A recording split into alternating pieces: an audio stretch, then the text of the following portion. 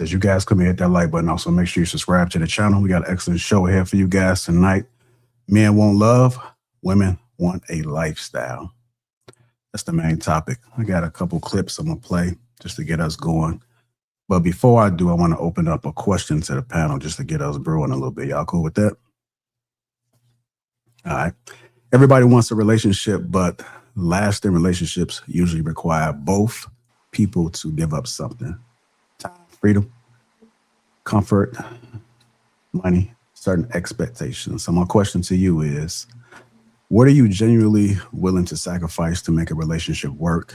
And what are you unwilling to give up?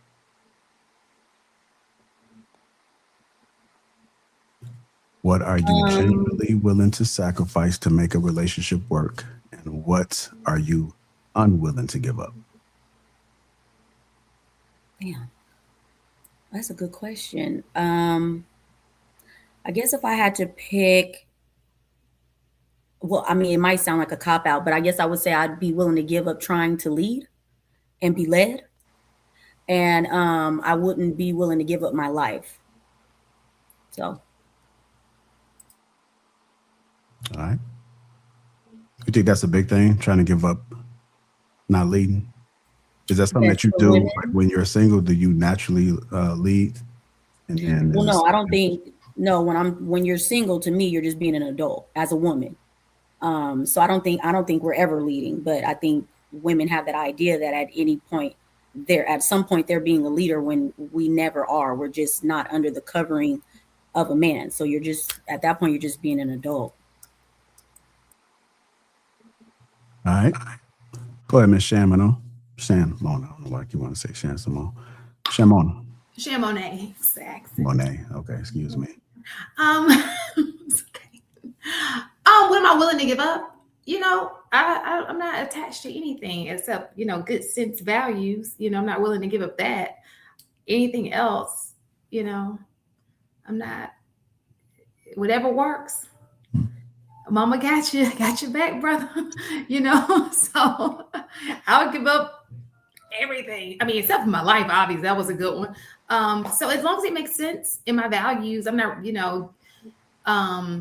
selling my soul or giving, up my values and what I believe in, then I'm not really that stuck in my ways. I'm always ready to try something new, whatever he brings. Okay. Let me get a gentleman in there. Trev, what are you generally willing to sacrifice to make a relationship work, and what are you unwilling to give up? I say I'm willing to sacrifice a little bit on looks, right? Because I mean they come and go, they fade anyhow, so that's not as important. What I'm not willing to sacrifice is my peace. I'm not willing to sacrifice bread. I'm not willing to sacrifice good sex. I'm not willing to compromise on my integrity, my standards, any of that. What about you, Willie? You're on mute, just so you know, brother. All of that same shit Trev just said. I'm not. That's it. I'm not sacrificing none of that. And I mean, I think the thing that I give is my time, because that's the most valuable thing I have. So if you worth my time, then cool. But I'm everything Trev just said. It's like that nigga took that shit out my head and spit it out his mouth. Pause. God damn. Holy shit. Wait, I said I took it out of my head and spit it out. No, did he? Yo, you can't fix it. You niggas pause meter is like super sensitive. Yo, the sentiment was great. I appreciate it. But the execution, God. Yeah, that's that part. That was lethal. Go ahead, Jay. I was gonna say what I'm willing to give up is my certain level of independence. And what I'm not willing to give up is I would agree with what's that? Oh, I would agree with Trev is like, my peace, and also with Shan the core values, what I like wholeheartedly believe internally. Go ahead, Paris. So I will compromise in any situation. If it's my person, then I'm leading. I'm following his lead. So I'm compromising anything. The only thing that I will not compromise is my peace and myself. That's all. All right, Mr. Detroit, you there? Yes, sir. All right. We can't see your brother. Okay, the question is to you. What are you generally willing to sacrifice to make a relationship work, and what are you unwilling to give up? I'm never giving up my peace and my finance to someone who's unworthy. But as far as sacrificing goes, I'm willing to sacrifice what's necessary in order to make the relationship work. Because I believe that the relationship is the most important thing. It's not me, it's not her. It's the actual relationship that's what's important. How we relate to each other. It's like somebody got Can a I just follow-up ask a quick question real quick? Yeah, go ahead. Oh, sorry. Well, because you said you're not willing to sacrifice to someone that's not worthy. So if there's someone that is worthy enough. There's nothing that I will not sacrifice. But your peace, you still would sacrifice that? I wouldn't have to because she would be peaceful. Okay. So she's worthy. When you come to the table peaceful, then I know for a fact that you're worthy.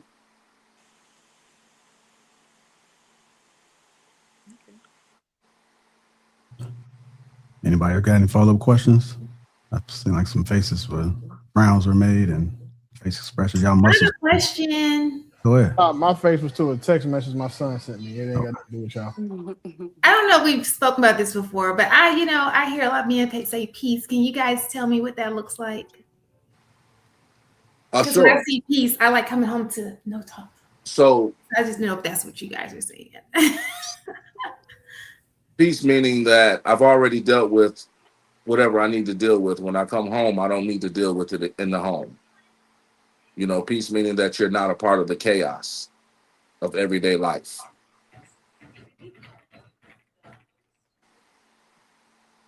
Hey, fellas, it's a terrible idea to answer this question because then you give them the space to go home and fake this shit.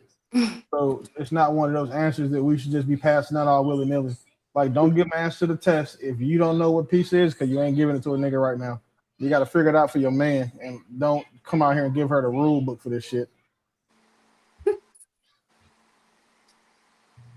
All right, go ahead. Chira's on you, brother. What am I answering? I think I missed the question. What are you genuinely willing to sacrifice to make the relationship work, and what are you unwilling to give up? As hard as it would be, I'd be willing to give up on her ass. That's a very, very important particular, body part for myself and so many fellas alike. I see Becky looking. It's okay. She can judge me. I don't care. But I'll be willing to sacrifice, if it was right. Because I don't think you should ever compromise treatment. I think a lot of the fellas said the same thing. Okay. And all those things collective. Treatment is important to me. Otherwise, there's no point of being with you. So it should be an experience. But I'll be willing to sacrifice on the plumpness if the treatment is top tier. Okay. That's tough. Well, we know who's an ass man. All right. Go ahead, Becky. No, true. That's hilarious, honestly. Oh man, true. Giving up the cakes. Okay. What am I willing to give? Whoa. I was gonna say it. Like you can't say. Yo, you can't say that. Fix that now. Hey. You only go up other people's cakes. You're right. Women's cakes. Women's cakes. She's trying to play you, Trey. True. You better get her. That hopefully is what yes. What am I willing to give up? Just general things, locations, switching lifestyles, merging families, all that, type of stuff is fine. What I wouldn't compromise on is my morals, values, and faith. And I think a certain level of compatibility when it comes to personalities. one thing I've noticed is that for some people they wanted, you know, certain lifestyles, or the person just loved them so much and they felt like, oh well, this person's really after me, but they actually didn't match personality wise, and those things shift, right? People's lives shift, their lifestyles can shift, but personalities are pretty set and they shift. I've seen just a lot less. Even now that I'm knowing older people in their 80s and 90s, I'm like, and they're like, oh, she's still the same as when we were 17. And I'm like, wow, okay. So yeah, I think that's the one thing I wouldn't compromise on is personality compatibility. Anybody want to add anything additional?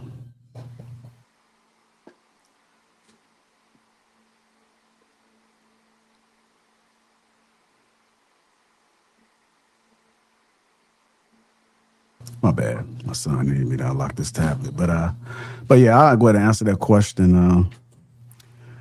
What would I be willing to give up, sacrifice to make the relationship work? I would probably say like understanding. I mean, I'm gonna be honest, I really by default don't really care to try to understand. When I say things, I just want it to be what it is. So I have to intentionally listen and understand. So that's something that I'm willing to kind of give up, that stubbornness to be able to come into your world and see what it's about and unpack whatever it is that you're feeling. The other thing, something I wouldn't be willing to give up is peace. Peace is everything. I think the older we get, the more we value peace. We ain't really got time to be going through chaos in our 40s. So if your life is chaotic, I don't want it to be a part of mine at all. I want to be able to live life and what's left of it, having fun, just enjoying it. And so if I can't enjoy it, and if you're still on that same type of time, I ain't trying to hear it. With that being said, that was a little icebreaker. Let's go ahead and get this show started. If you haven't already hit that like button, also make sure you subscribe to the channel. So I got a clip that I want to unpack, and they got some more discussions, but I'm going to jump here first, and then we'll go ahead and unpack some of the other things that they said. Y'all good?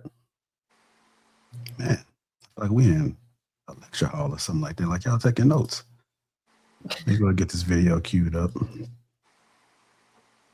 That's the new way. Gonna ask to Detroit. I think you had a mic drop moment there. I think she couldn't really follow up and say nothing else after that. Like you was kind of quick with those answers. That's the move, JR. You gotta have your chat GPT up to win these debates. What I said something? I said a pause moment. No, people just dumb. She got dumb people getting into the debates, and then they had chat GPT. Y'all hear me? I think everybody can hear me but him. He can't hear you? Wait, yeah, I can hear you. I can hear you I too. can hear you. Oh, yes. So JR can't hear me.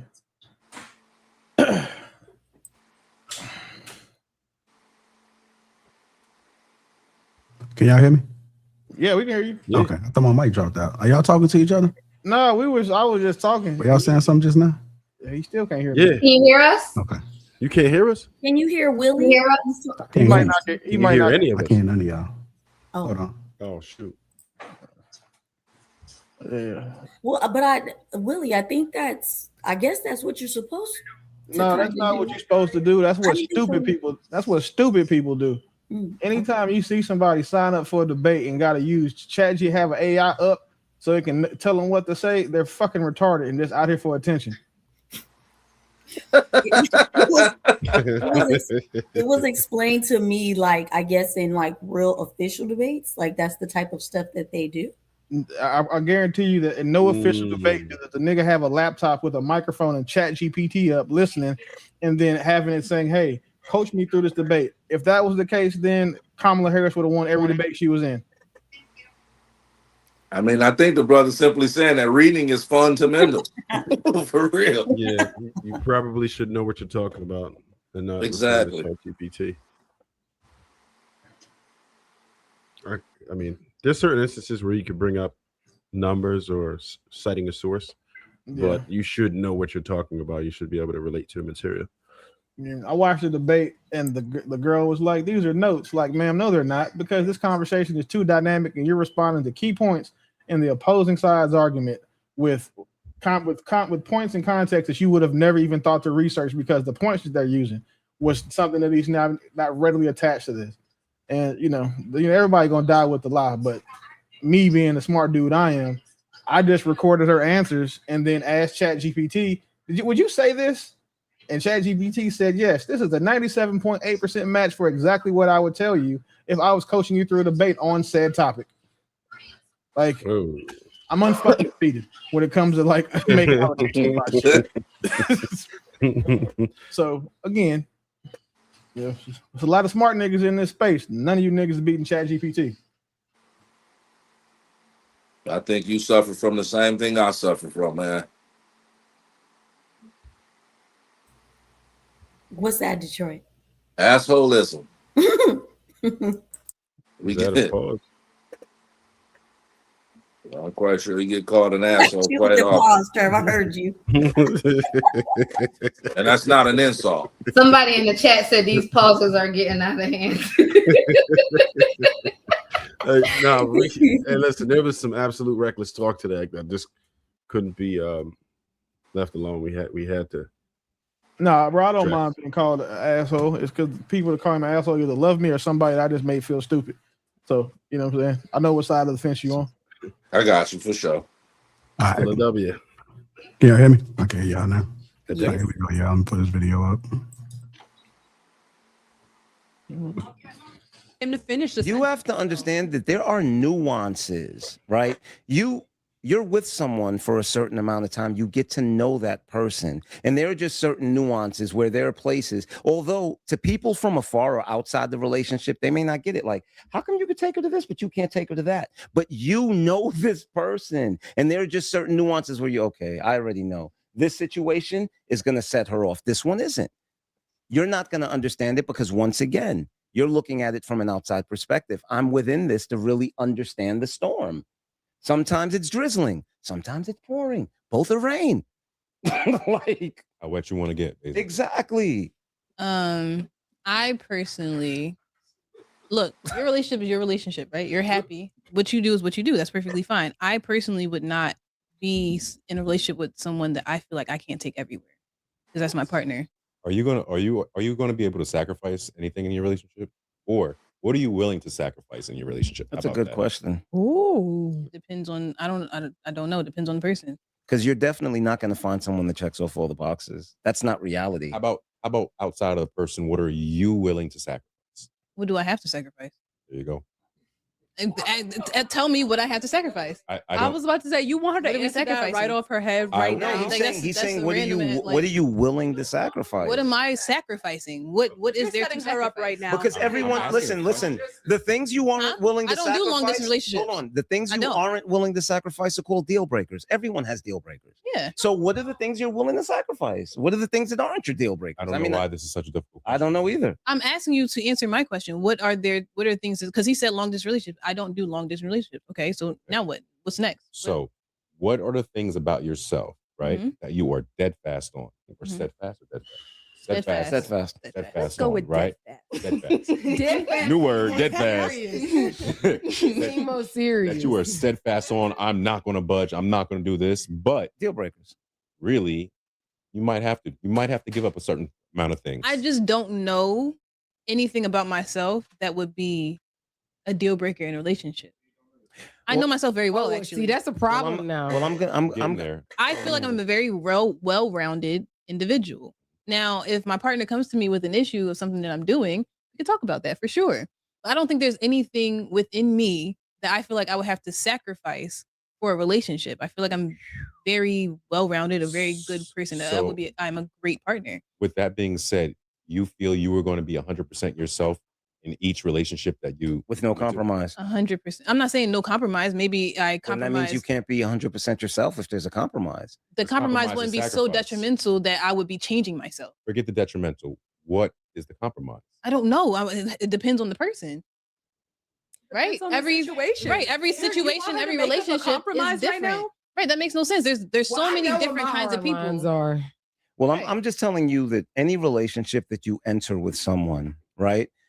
5-10 years into that relationship, that person is going to grow. That person is going to change, hopefully for the better. You understand? So the truth is, yes, there are things that you may say, this person isn't truly 100% where I want them to be on this, but I'm going to invest into this relationship and hopefully they'll grow to that point. They may or they may not, because I'm not going on hope. Every relationship is a gamble. I'm sorry. There is no relationship. All right, let's go ahead and stop it there. A lot of things were said there. And I think this is an important conversation to have because he asked the young lady, what is she willing to sacrifice? He made a great point is saying that people do change. People grow. People become whole different persons, especially when they are working and just living life. They're not the same person who you first met. So like, what are you willing to deal with? But this is a great conversation. Let's go ahead and open it up, see what you guys are thinking about what was said. How she responded. What are your thoughts? To me, it just sounded like she's not willing to give up anything. She thinks she's a perfect package, like a lot of women do.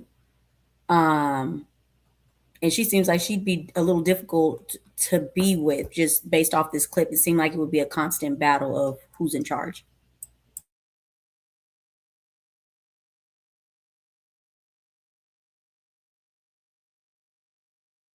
You're muted, Willie. My bad. They got to start changing the name of that show to No Conversation, because any woman on there, a man should never give them conversation. Any man who is trying to stick his dick in anything on that panel is headed for a world of destitution and fucking hopelessness. Like, those women that they have on that show are some of the most insufferable women you see in this space. Like, it took that nut ass girl 9 fucking minutes to basically tell them, I'm not giving up shit. I'm perfect the way I am, and if a man doesn't take it, I'm just gonna stress his ass out until he beats me the fuck up. And then the bald head one next to her was co-signing that dumbass shit. Like, every woman that's been on that panel, with the exception of Six the Goddess and that other normal woman, is fucking retarded. Did you see the sisterhood unite for her? You want her to answer it right now off the top of her head? Like, should it be that difficult?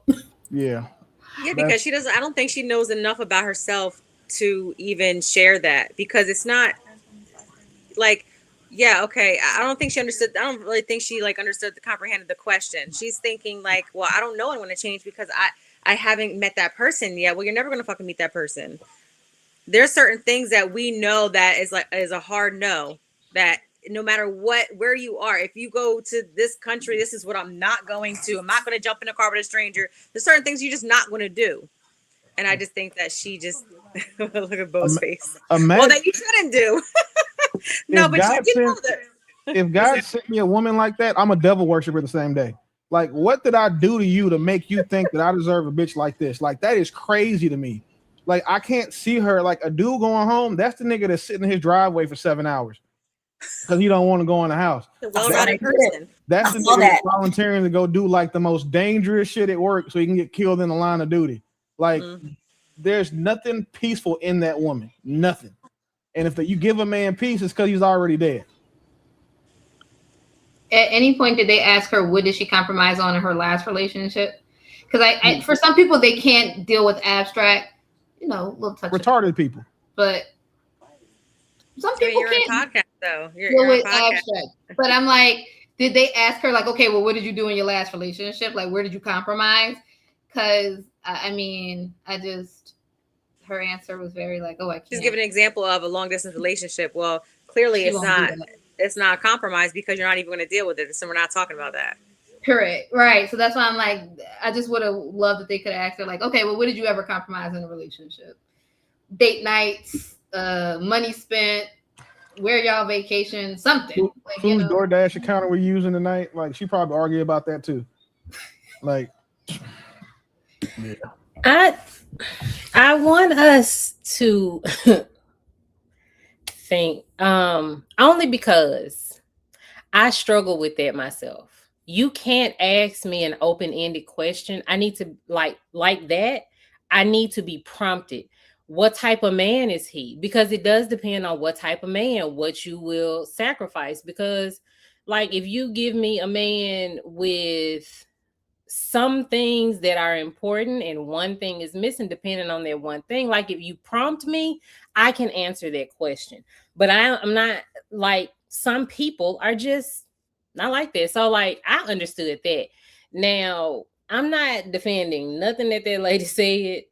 I'm just saying some people need to be prompted to answer a question. You can't just ask open-ended questions. But I didn't find anything valuable out of what she said, if I'm being honest. But it is true. It does depend on the man, because a man can have a great personality. He has a nice place. He has a stable job, but he doesn't make like a bunch of money. Like he doesn't make six figures and above or anything like that. And for a woman who has a requirement of a man that makes six figures, there are other attributes that she could sacrifice, like wanting that for. So that's what I'm saying. Like sometimes you have to be given a scenario and then you're like, okay, I could sacrifice, like they don't have to make six figures. They can't be broke, but they don't have to make six figures because I like so many other things about this person. So like that I agree with, but I think she was being just a tad bit more difficult than she had to be. But I think those are preferences. Like those are things that, you know, in general, you might sacrifice being in a relationship with somebody, meeting somebody. As far as like yourself, I felt like that was more the question. Like, what about you is basically something you're not going to be willing to give up no matter what. So like somebody saying like, oh, I'll of herself. Yeah. Like I'll give up peace. I'll give up. Yeah, sure. I'll sacrifice my peace. I don't need peace because, you know, he checks all these boxes, you know, but that's like, there's certain things that people aren't going to give up. I ain't giving up shit about myself. But and so the reason why I say that, the only reason I say that, right? Mm-hmm. Like I'm okay. Let me take that back. I might give up liking a bunch. Like I love affection. I love being touched and hugged and all of that. Like I love that. I may give that up for a man who has so many other things that I like, but he's not an affectionate person. Like something like that. But like oftentimes women change who they are for that man and not give up something as simple as that. So that's why I said initially, I'm like, I ain't never changing shit for a man, because I've done that in the past. It didn't never work out. So stay yourself. But yeah, given that scenario, I would. So let me ask you a question, if I may. Well, what's the purpose of a relationship to you? At this point in life, the purpose of a relationship is, because I'm not having no kids at this point, it's not to build a family. Okay. For companionship, stability, and partnership, like working together. I know y'all hate that word, so let me just define it. Working together with someone to make life easier. Okay. And what's the most important part of that? At this point, companionship. Because I can do a lot of other things on my own, but you know what I'm saying? Like company, having someone looking out for you, that's probably the most important thing for me right now. Would you say that relating is the most important part of relationship? Well, yeah. Okay. For sure. To say that, and this is just me, I could be wrong, you know, to say that you're unwilling to change anything about yourself states to me that you're not willing to relate. Well, no. So what I mean is, if I talk a lot, I don't know what to tell you. If I'm happy all the time and like I'm happy and bubbly and high energy all the time, like I'm not, those types of things, like you should not have to change a part of your personality is what I'm saying. I just stated I would give up wanting all of the affection for a man that has a lot of other attributes. There are a lot of, because let me tell you something, a woman that like affection and don't get it, she gets real annoying. But and there are other things that I'm willing to compromise, but you should never want a person to compromise who they are. No one should want that. You shouldn't. I wouldn't want him, whoever I'm dating, to do that for me. Relatability means working with the person that you have as they are. You shouldn't want to change. You shouldn't want the other person to change. It doesn't even make any sense. Okay. What you do is either work with it or you move on. Your last point makes sense, but I can't hear you, brother. You can't hear me? You guys can hear me? I can hear you. Yeah, we can hear him. You might need to refresh. Okay. Can you hear me now? We can hear you. True. We can You're hear good. you. We can It hear might you. be his device. Okay. I'm glad you said that, Bo. You introduced something very interesting. And one thing I always love and respect about you is you speak more candidly than most women. I would say you're a little bit more just direct, which is great. It creates dialogue, right? But what I have a hard time hearing, especially when I hear women talk about relationships, is that one, I've never met a woman who got with a man who didn't want that man. Never met one. Women get in relationships based on, I've never met one. I'm not saying they don't exist. I've just never met one. So that for me already is a disconnect. And I think that there's this safe assumption that women carry in general, that when we get with y'all, we get everything we want because we want you and you agreed to be with us and whatever that may be. And that's the furthest from the truth. It's not honest for most women to say, I want to be with a man and him not expect me to change. You guys don't accept us in our raw state. If men were to be exactly how they are without refinement, we wouldn't have relationships. I don't think that they would work. And I think that sometimes is where it's kind of heartbreaking to hear it, because I would agree that most women share your sentiment. There have been some trickery or, narrative in the land where they have convinced women that you're going to get in a relationship with a man and he's not going to demand more from you or an alternative version of you. This is not to say that you don't need to. This is not to say you need to be different. You may need to be better. And I think that the only way you get that is under the tutelage of a man. Someone, I'm not saying the ones who beat and cheat. I'm saying the man that you trust, respect, love. Chat, gonna be like, what if he's abusive? What if no? We're talking about a man that you chose, that you're attracted to. So to think that you're gonna get in any ecosystem of a man's world and not change, I think that's blasphemous. True, but do you understand that translate? You understand that? Sorry, real quick. That translate. Respond to him. Responded to me. The translation of what you're saying is, I don't want to be led. That's all I'm hearing. The fact that you're saying there's nothing about yourself that you don't want to change. A man's job is to mold you in the image that he wants you. So you don't want to be led by a man.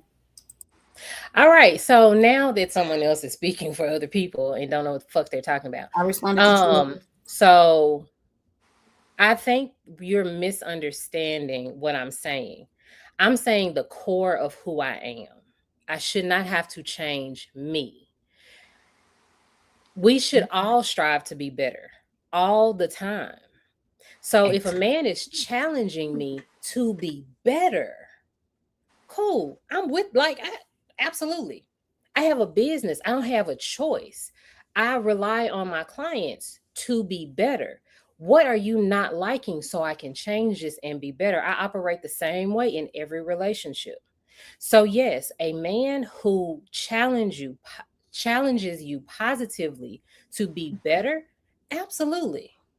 So I don't want you to think that I don't change and improvement are two completely different things, because I think that men don't understand the changes that women go through just to be with some men.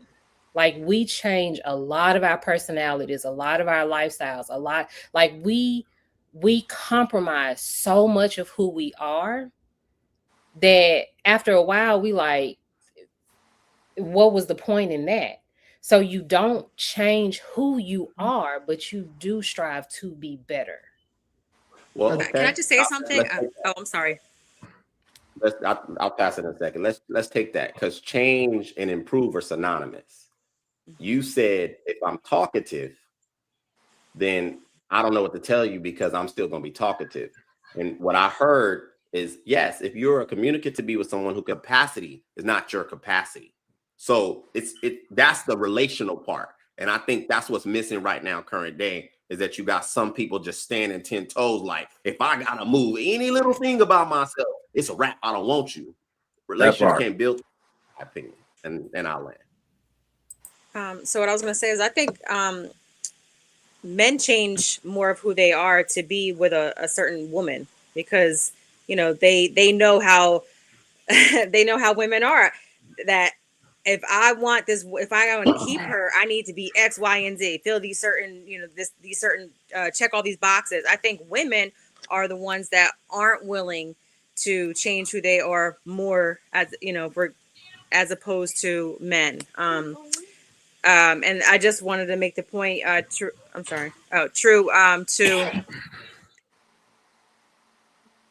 one of the points that you made, and I just lost it. Damn it. That's okay.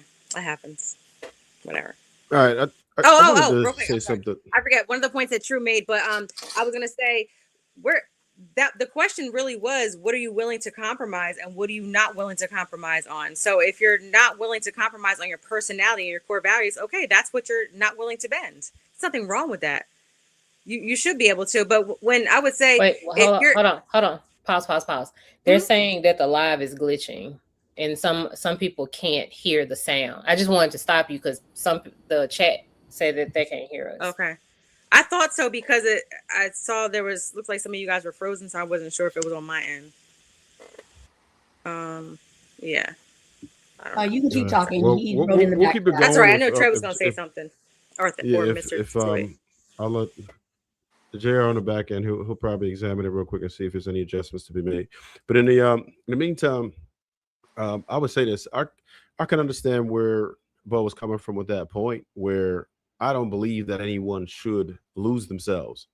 I'm one of the people who say that relationships shouldn't be hard, right? And I'm also a person that says a relationship shouldn't be work. Now, the only way to get that way is through your vetting process. You have to come to a point where you start to look for what it is that your standards are. It has to match. If you can't find anyone that is compatible with you, then you probably need to make some adjustments.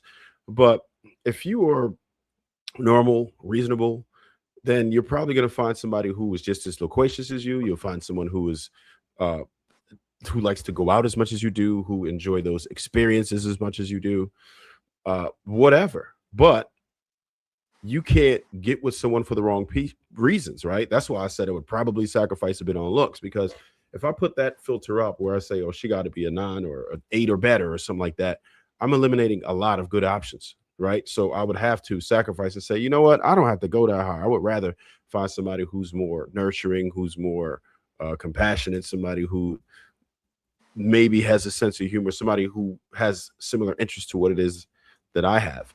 So I think that Bo is right on a point where you shouldn't have to really compromise, because I don't believe in many compromises.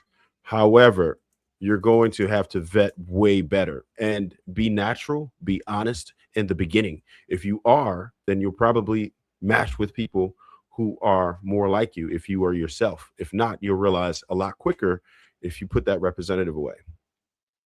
Can I ask the ladies a question? Because as you were talking, something formulated. Can I ask the ladies a question? Because Bo, you said something. See, that's why we need you. What would be the problem with losing yourself with the right connection that is not set to end? If this is going to work out for a lifetime and you end up losing yourself, what would be ultimately wrong with that? I don't find anything wrong with that, especially if it's healthy. Losing yourself is only a problem in unhealthy situations. Even with what Trev is saying, I feel that it's different for women. I feel like you kind of should lose some of yourself because you're molding into him. You are no longer an individual woman. You're taking on his last name. You're having his children. And you have to raise his children as well. So you need to mold into his leadership. So I don't see anything wrong with it if he's worthy of this. So what do we mean by losing yourself? Right. I want to clear Because this. I don't understand how that can be healthy at all. The Well, highest vibration is authenticity. So well, you're being taking it a authentic negative. to yourself is the highest vibration. So why would I lose myself just for someone else? If that person came to me and liked me and you know wanted to be with me, they obviously liked it who I was. So why would I lose myself? Well, you have a negative tone on it, so that's why you don't understand it, because you're looking at it from a negative space, right? You're really not yourself. You don't know yourself. You come from your father's household, and you should be to your husband. And if you're being raised correctly, and being taught correctly by your mother, you are supposed to change and follow his lead. This whole independent, I'm my own person. He loved. So when a man is pursuing you, he sees what you can become under his covering. So that's why it shouldn't be a problem for you to lose yourself and take on his identity and be led in the right direction. Now, oftentimes we pick a terrible partner because we're picking them ourselves. So we get led astray because we're usually going off of lust, the dick, he's fine, the finances. So you were doomed from the start. Right. So I wasn't raised properly. My mom did not do a good job. So could you give me an example of what losing yourself is? I think I've already explained it. And I mean, if you didn't have a mother, I think you probably need some therapy. Yeah, I'm agreeing with you. But I didn't get the example that you gave. Like what is actually I had a father, so I guess I can't explain it to you. I know what you're supposed to do. So if you didn't understand what I said, maybe somebody else can clarify it for you, but I'm not going to break it down any further than what I said. So I think she may be. I'll attempt to clarify because it was my question. I'm going off of what women has. I've never personally thought about it from a perspective of when I'm pursuing a woman, she's ultimately supposed to lose herself. But I've heard women in these spaces for years say, I'm not going to lose myself. And there seems to be a knee-jerk reaction to it. So my question that I'm posing is, what would be the fear behind losing oneself if the connection is destined for a lifetime? Where's the reservation in that? right. So that's why I wanted to kind of figure out what's losing yourself. Because just because you take somebody's name and you're raising their kids, that's not actually losing yourself. You're joining someone. So you're taking on their last name. You're not losing a part of you, your identity, yourself, your personality, your I need examples. Like what is actually losing yourself? But what you about to say, Bo? I'm again, I'm going off of what. That's why I asked the women. This is a typical women type of trope. I've only heard women ever say this. So what you're talking about, I get. But am I making sense, ladies? Yeah. I understand the alignment, but women say this. So I'm asking, if you're set to be on a track or a lifetime with this man, what will be the whole fear behind losing oneself? Okay, so when women are talking about that, they're talking about like they are losing their hobbies, because some women give up hobbies for their man. They give up their friends. Their friend group becomes that man's friend group. A lot of the things that they do, going out, having any type of fun, anything, it becomes about him. It becomes about their relationship. And so the fear is, and this is what usually happens when their relationship is over, that woman is stuck in the middle of the floor with nothing. You don't have an identity anymore because your whole identity was that relationship. There is some harm in that, because everything should not be about that man. You need to have something for yourself. And there are women that do give up a lot of things for that man. They really do. And they just lose their entire identity and their whole life. So once that man leaves them, they literally have nothing. And don't let them be a stay-at-home mom. Now you ain't got no job experience and you can't go get a job. So you see what I'm saying? Like, it is a fear in that. Now, there is, say what now? I said, really? I'm listening. Yeah. I'm listening. I'm learning. Oh yeah, but I didn't know where they came from. I'm sorry. But it's not. There's nothing wrong with like meshing, like folding in each other's lives. There may be some friends that you have to give up to be in their relationship because some of those friends may be unhealthy for you to be in their relationship. That's perfectly fine. There may be a little bit of like when I got married, I had to give up working so much because my husband wanted me at home at night. And I was like, cool, I need to get off early. There's nothing wrong with that. There's nothing wrong with change, but you don't want to just leave everything, leave parts of yourself just to be in a relationship. Well, thank you both for those examples because now I see clearly. But thank you. But I totally get what you're saying because when I was married, I gave up a lot of me, everything that you just explained. He relocated me, isolating me from my family, my friends. I sacrificed my career. I became a shadow of myself. So the bubbly, happy, go lucky, communicative, talkative person, I was no longer her. So I totally get what you're saying about losing yourself. There can be a healthy way and an unhealthy way. Now, like you said, for example, you may got some friends that's, single and be giving out that negative advice and you got to cut them off. That's cool. Like you said, you may got to cut back some time at work to be, spend more time with your man. So that's cool. But actually giving away, your whole self, like everything is evolved around that person to where you're no longer identified by who you were. So I was thank gonna you. say, I think that we're talking about unhealthy versus healthy. So I think Right. if Thank you. you have Thank a you, healthy, Jay. if you have a healthy Thank you. a man who, is meeting, who you feel like, you know what, you're offering this provision, this, I feel safe with you, then there is no like I'm losing who I am because I'm chasing behind you. I'm running behind making your lunch. I'm trying to hurry up. Okay, I got I'm opening up the door for you. Here you go. And now you have there's like you don't have a quality of life. But I feel like when women say that they lose themselves, I feel like it's all back to motherhood a lot of times. When you're so busy, maybe you're a stay-at-home mom. And we talked about this before, so I'm not going to get too much into it. But a lot of times I know women say like, I lost my identity. I didn't feel that way. And I raised 5 children Well done. because I had a good partner at the time. And we it was very cohesive. We knew I followed his lead. He knew what my strong suits were. So I didn't have that issue. But I do feel like a lot of men, a lot of women say that when it comes to like just being at home, they don't want to be at home taking care of kids all day. They're tired. They want to be able to go out into the world. But I feel like we're talking a lot about like healthy versus not healthy. If a healthy man comes in, we have no problem with saying, you know what? I don't have to go out there and have a hot girl summer or do what X, Y, and Z. I want to be able to please you and build with you and do all these things with you. So I don't look at it like, oh God, I'm losing myself. But he's making sure I have X, Y, and Z. I have a nice house. I have my bills are paid. We have, decent cars. Like, I don't think people are complaining about that. Right. I totally agree with that. That's not really losing yourself either. That's kind of evolving, in that relationship.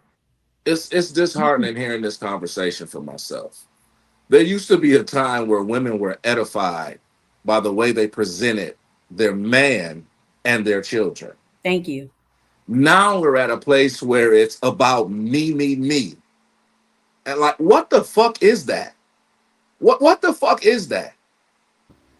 The whole goal was to be, and excuse my language, was to be married, right? As a bride, you have someone who is called a groom. And his job is to groom you to be the woman that he needs. Ultimately, our goal is always going to be to pedestalize you. So the more you do what I want you to do, the more I give you what you want from me. That was the yin and the yang. Now we're at a place where All women are talking about is what the fuck they want, how they want to be treated, what they need to keep, what they need to hold on to.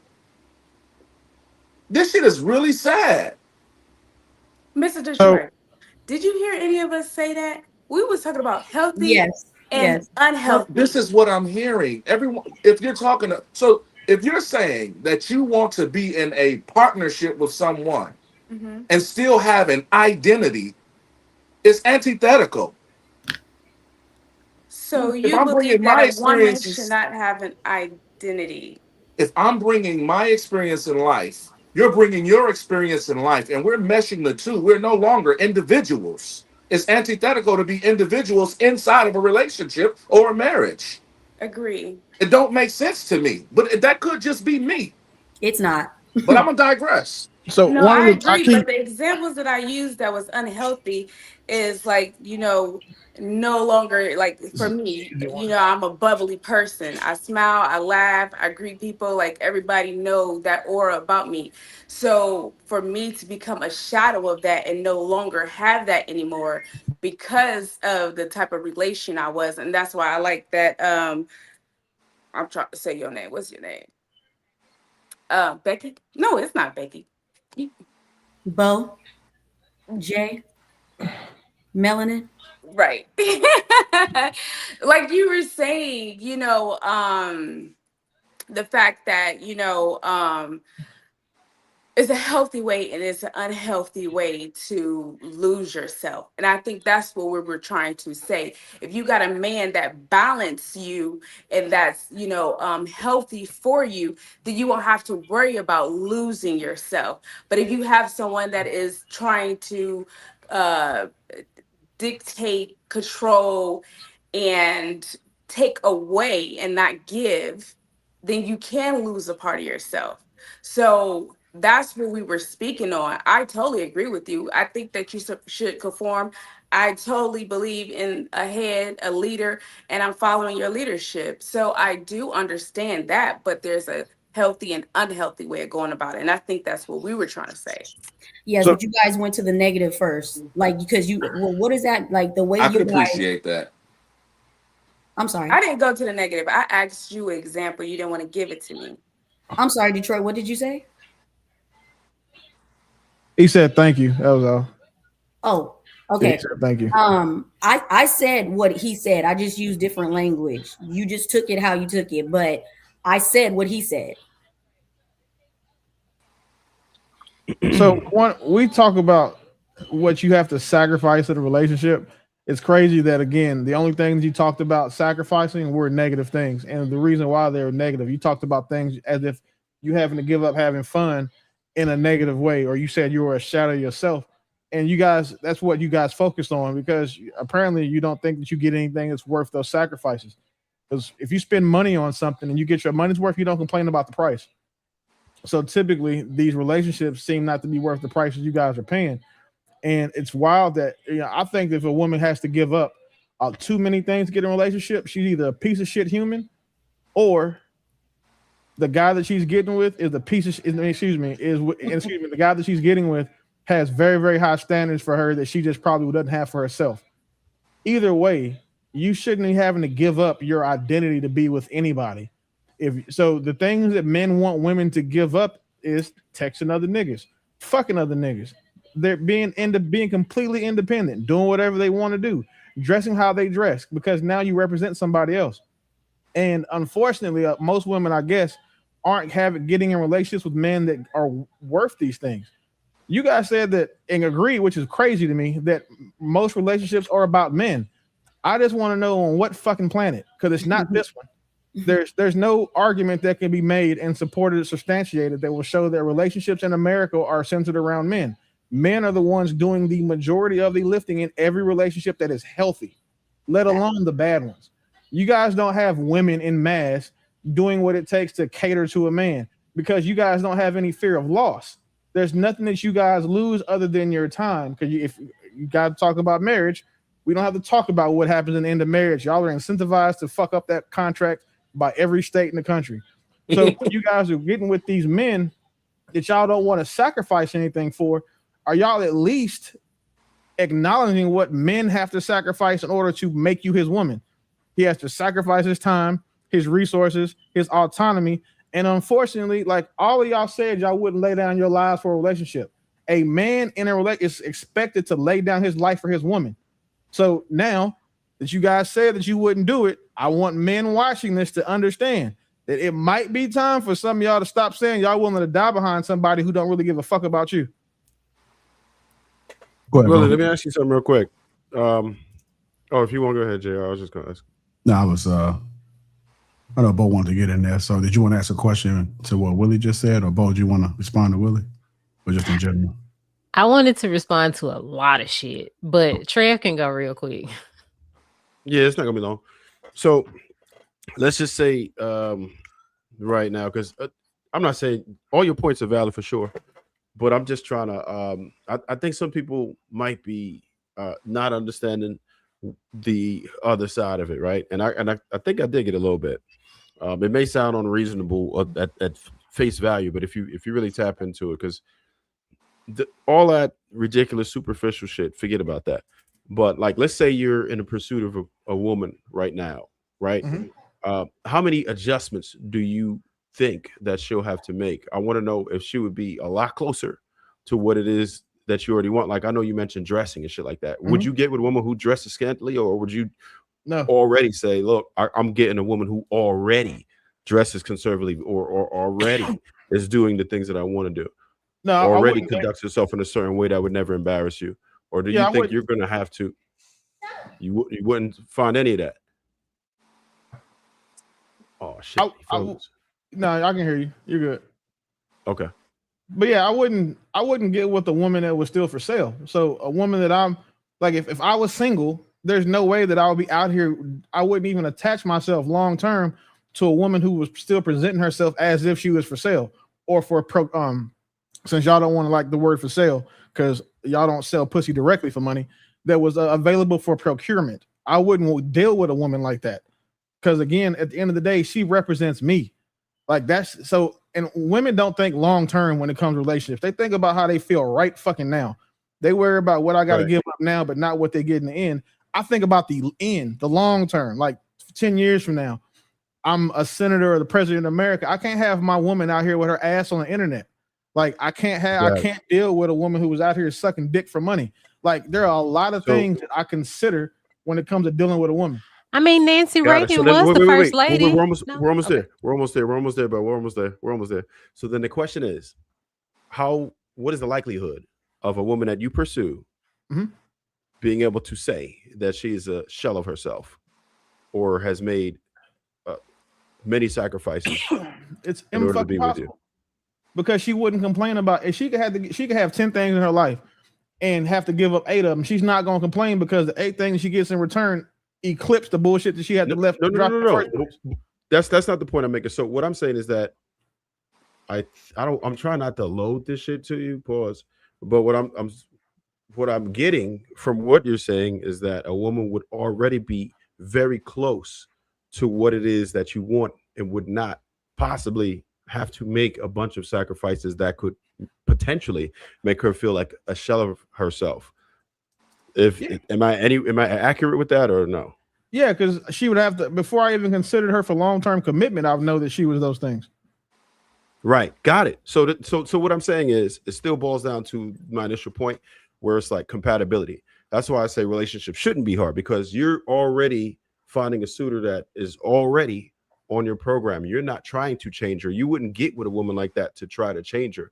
You know what I'm saying? And of course, different dudes on different levels are going to have different standards. So more people, certain dudes would tolerate more things. It is what it is. But all I'm saying is, I don't think that there's any scenario where a woman should feel like she's a shell of herself. She should be able to act accordingly already, right? And if she's not selected over a long period of time, then she should be able to figure out for herself that she probably needs to make some damn adjustments because nobody wants your ass. You know what I'm saying? But otherwise, she should never really feel like a shell of herself. She shouldn't have to compromise too much. I'll give you that, because it's easy to say. A man is going to have to figure out what he can demand from a woman. And the world shows us that. The problem is the world is not telling women like what they should be able to command from a man, because the world tells women that their value only goes up. So the woman who is 350 pounds, 5 kids, short, unemployed, bad credit, disrespectful, and just otherwise insufferable, she thinks she deserves one of those top 1% niggas just because she has a pussy. She doesn't. Well, that's stupid. Hadn't done any of the work. So we can't sit here and expect, these women to be realistic about anything. But what I do appreciate is just the way that karma works. What I'm noticing is that the overall insufferable women are not winning in the end. The hoes are not winning in the end. The people who are winning are the good women that you don't see. And you know why you don't see them? Because they're too busy being put up and taken care of by a man that loves them and is willing to lay down his life for them. Everybody else with these talking points that can't identify where they suck in relationships or can't answer simple questions about, well, what are your deal breakers? Those bitches are always ending up old, alone, and overfucked with a small dog, like a teacup chihuahua or some shit. Like those are the women that are having these types of conversations. So all you got to do is just look for those 4 signs and leave them bitches alone. Like it's not hard for us to discern like which one of these women that were like what type of woman you're dealing with. If you got a chick that's mad because now she can't, she can't go to the club with her whole friends whenever she wants to because she's in a relationship, let that bitch go with her, be with her whole friends and find another one. It's not hard. Like if a woman values who she was more before you than who she is with you, she's trash for you, sir. Kick her outside and let that hoe stargaze. All right, go ahead, Bo. Yeah, go ahead, Bo. I wasn't really trying to interrupt y'all. I just wanted to add that in that Nancy Reagan was the first lady and she was the mouth of DC. So I'm just saying sometimes you can be a hoe and be a first lady. But I have been so confused because I'm like, who said these things? Like nobody said anything y'all said. Also, I would like to add in that no one is saying that men do not give up parts of themselves. No one said that. But the question, I didn't say. I'm just saying men don't understand that women do. I'm like, I understand that men sacrifice parts of themselves. Men over compromise and lose themselves in relationships. I don't think anyone should do that. Not if it affects you in a negative way. I don't think anyone should do that.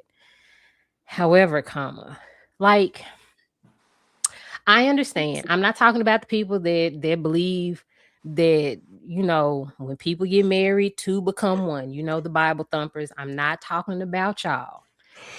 I am talking about the people, the other people. Interdependency.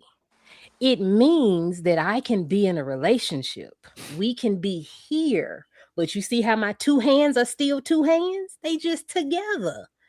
Interdependency. I am not one with another human being that had a whole other life, that had 2 parents that were not mine. We were not raised together. We didn't come here together. We don't have the same experiences. We did not walk this life together. We do not believe the same things. 2 people fold into each other, but they are still 2 individuals that are walking parallel with each other. You are walking lockstep with me, but that does not mean that we are one. I do not believe. I am not saying that people should not believe. Believe what you believe, because I know what the Bible teaches. 2 become 1, and you can be in one body with that man. Cool, great. I like interdependency. When 2 I think that's individuals. The problem, Bo. Huh? Sorry, I'm not trying to cut you off. I just think that that's the problem. People are so focused on their own identity. I don't want to lose myself, well, no, this is separate. Oh, you can have, I'm not washing your clothes, like I'm just using that as an example. God bless you. Baby. I think we're so focused on that we lose that one dynamic. Willie, you're unmuted. It is one. It is I get one. that. I get that. Your child, I don't know if you have any children, but say, do you have children? No. Okay, so say I know your dog, right? You love your dog, right? So see, exactly. So that's a part of you, right? And it doesn't mean like, yeah, it's a part of you literally, but it's a part of you, meaning you're going to make sure that you're going to handle your dog with care. You look at your dog. This is Bo's household, right? This is you. It's you and your dog. If it's somebody and their children, but it's like, yeah, we're one. We're a unit. It's one unit. Yeah. So it doesn't mean that you don't have all these other working parts, right? It just means that you're one unit. You operate as a reflection of one another. Yes, and I think but why we lose in these relationships so much, and everybody feels like it's like the ego is really working hard, because it's like, now, well, I don't want to do this because, you know, I feel like then I won't be able to do this. You feel like you're losing all this independence, and it's not that. And I think I think you're right. A lot of people lose in relationships because they are not willing to give up their individuality. Everybody is all about self. What can you do for me? You are supposed to go into a relationship thinking, what can you do for that other person? I am thinking about you. You are supposed to be thinking about me. And if we think about each other, then we're working in tandem. I am solving your problems. You're solving my problems. I'm doing for you. You are doing for me. If we enter relationships being of service to the other person and selfless to the other person, if both individuals do that, then that's a great relationship. But I'm just saying, like, I think that it's kind of like, you know, two sides of one coin. I think I'm just describing another reality where, yeah, we are a unit, but a unit is not a unit comes in more than one piece, right? Real quick, so there are please I make don't sure know you why have your you doing that. passport. Why are Please you get your doing that? passport. Why are you doing that? Please get your passport. Why The are you American woman doing is that? not the only woman that exists. Get your passport. NPC. Hey, did you hear? Did I go out for everybody else, or did Please the get your NPC? passport. Did I? Well, am I muted for her? Passport, please. All right, NPC. Now, I don't know what that means, but non-player something. You okay. come preloaded with shit, and you don't. You ain't got your. Okay. You can't nobody. You're not being controlled with a controller. You just came preloaded in the game, and you just gonna go wherever they tell you to go.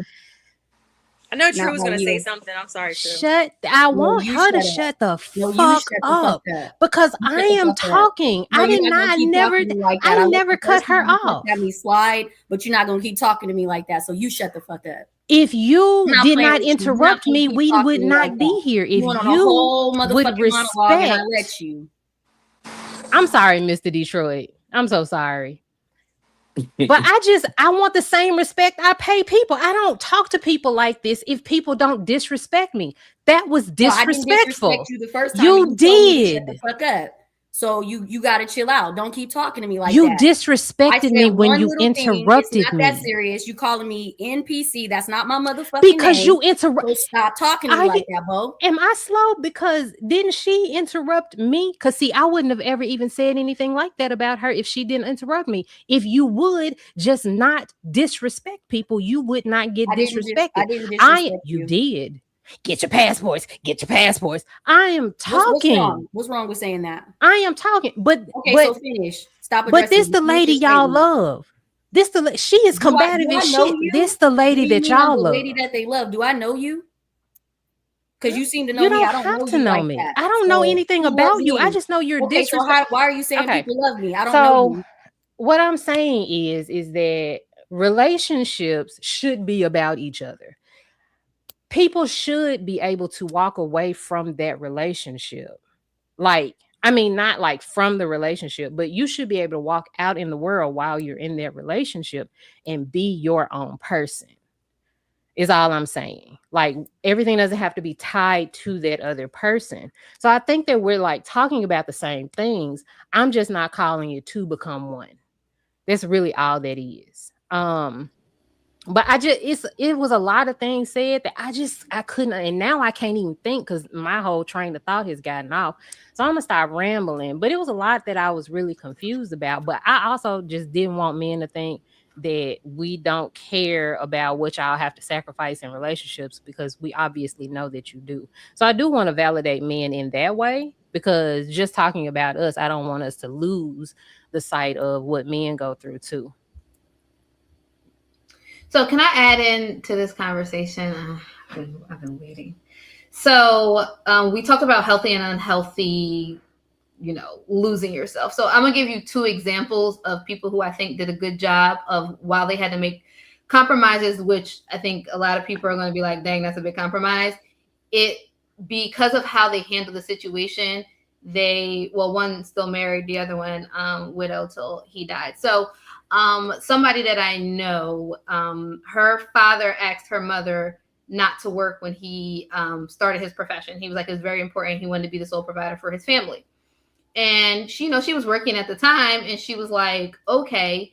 And she had went to college, got a degree and all of that. They had children. And instead of her just being bitter about it or saying like, well, now I don't have anything, she started to volunteer, and she ran like a huge Bible study for the multiple states, right? So that was how she gave her time. Her children had learning disabilities, so she monitored that and did that, and she had a healthy sense of other things she liked to do, right? She kept some of her hobbies, adjusted some, according to the kids and in their schedules and all of that. And it was one of those things where it was like, just because she had been on a pathway, when she met the love of her life, she adjusted. And when something was really important to him, and it was something that he was like, this is one thing I'm not willing to compromise on, and she was like, okay, well, I'll compromise on this, and this is how I'll adjust.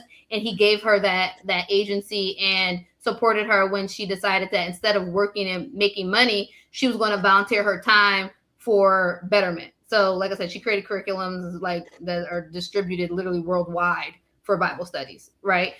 Because her man made enough money, more than enough money, to support her, their 5 children, send them all to college, and they're all married and all the things, right? So I think that's one of the examples of like, yeah, you might have to compromise on certain things, but if you know how to step well, and if you're with a person who still wants you to do the things and find purpose, I think a lot of the losing yourself is really about, like a woman now, she doesn't have purpose outside of a couple of things. And I think everybody needs spaces to grow and to develop and to do things. And I think that if people really had a mindset to really like, okay, well, I won't do this, but what can I still do to better society, to do things that are important to me, to love and support my community, and find that sense of purpose outside of other things. I think that's when someone like, oh, they lost themselves. And then I know somebody else who is a widow, and I think it was okay that when her husband died, she hired someone to detransition her from married life to single life. She knew that her identity and his identity were wrapped up in each other, and they have been married for like 40 whatever years at that point. And she was like, I've never been by myself really as an adult. I've had kids, we got grandkids. I've always been with my husband. And now that he's not here, yeah, I do have to find a new sense of myself. But it was a healthy way. And she had someone that she loved to the very end, and still talks positively that he was the one person who loved and, progressed with. So I think that a lot of what people were saying is the negative parts, without looking at some of the positive examples of what does it mean to really flex and be somebody else. And I know Bo doesn't agree with the 2 to 1, but you can really just become something new in a marriage and just let that stand. Very well said. And I think it's vital that men get their passports, because you have to over-explain with the American woman. And once you travel, you'll realize you don't have to do this much talking. Well, if I could say something before we pass it on, I think listening to everybody, the contribution was amazing in my opinion. Again, Bo, shout out to you for bringing some polarity to it. But as I'm listening to the women, sometimes what I think is that they did a good job of convincing you guys that men are less valuable than we really are. The reason why the structure of things work the way they do, in my honest opinion, and this is again just based on what I've looked at, men are institutions in themselves. It's the very reason why the demise of the relationship, just like, and as you guys were all talking, I was thinking about what demands something of a woman that decides to be a career woman. Like I know a lot of nurses, and every time I've hung out with nurses, one thing they all let you know is that they can't do certain things because they can lose their license. if they get involved in an altercation, they can go ahead and lose their life, their livelihood, and so on and so forth. The mindset, though, to the commitment of that education and all the work they put into arriving at a certain place is highly surrounded by the benefit of what, their career path is. That mindset is the same thing I think like wives have. It's the same mindset. It's like, I represent this man, this unit, this family. So I'm not going to conduct myself in a way that's going to compromise that. And somewhere along the line, I think that's changed a lot to where now we're having to, like to Melanie's point, explain to women what we would request from you in the event that we acquire you as a woman, as a wife, as a life partner. It's saddening, but I'll land. Okay. We get to these super chats real quick and I continue some more of this video. Tell G $2. This Paul shit is getting out of hand. 18 Shoe Pastor, Sugar Daddy $10. Willie, what up, pimpin'? Paris, I love you. Tell G again $2. Men are concrete, women are flexible. Tell G again $5. Once again, what is the purpose of a woman? Why were they created? And lastly, with the 1999 Do Business 856, relationships or marriages are obsolete in today's time. Some people are no good in relationships. Just accept it. I lost money trying to love a woman. Either you love me or you didn't, or you don't. I'll be all right. I want to thank everybody has contributed so far. Let's go ahead and keep it pushing. Here we go.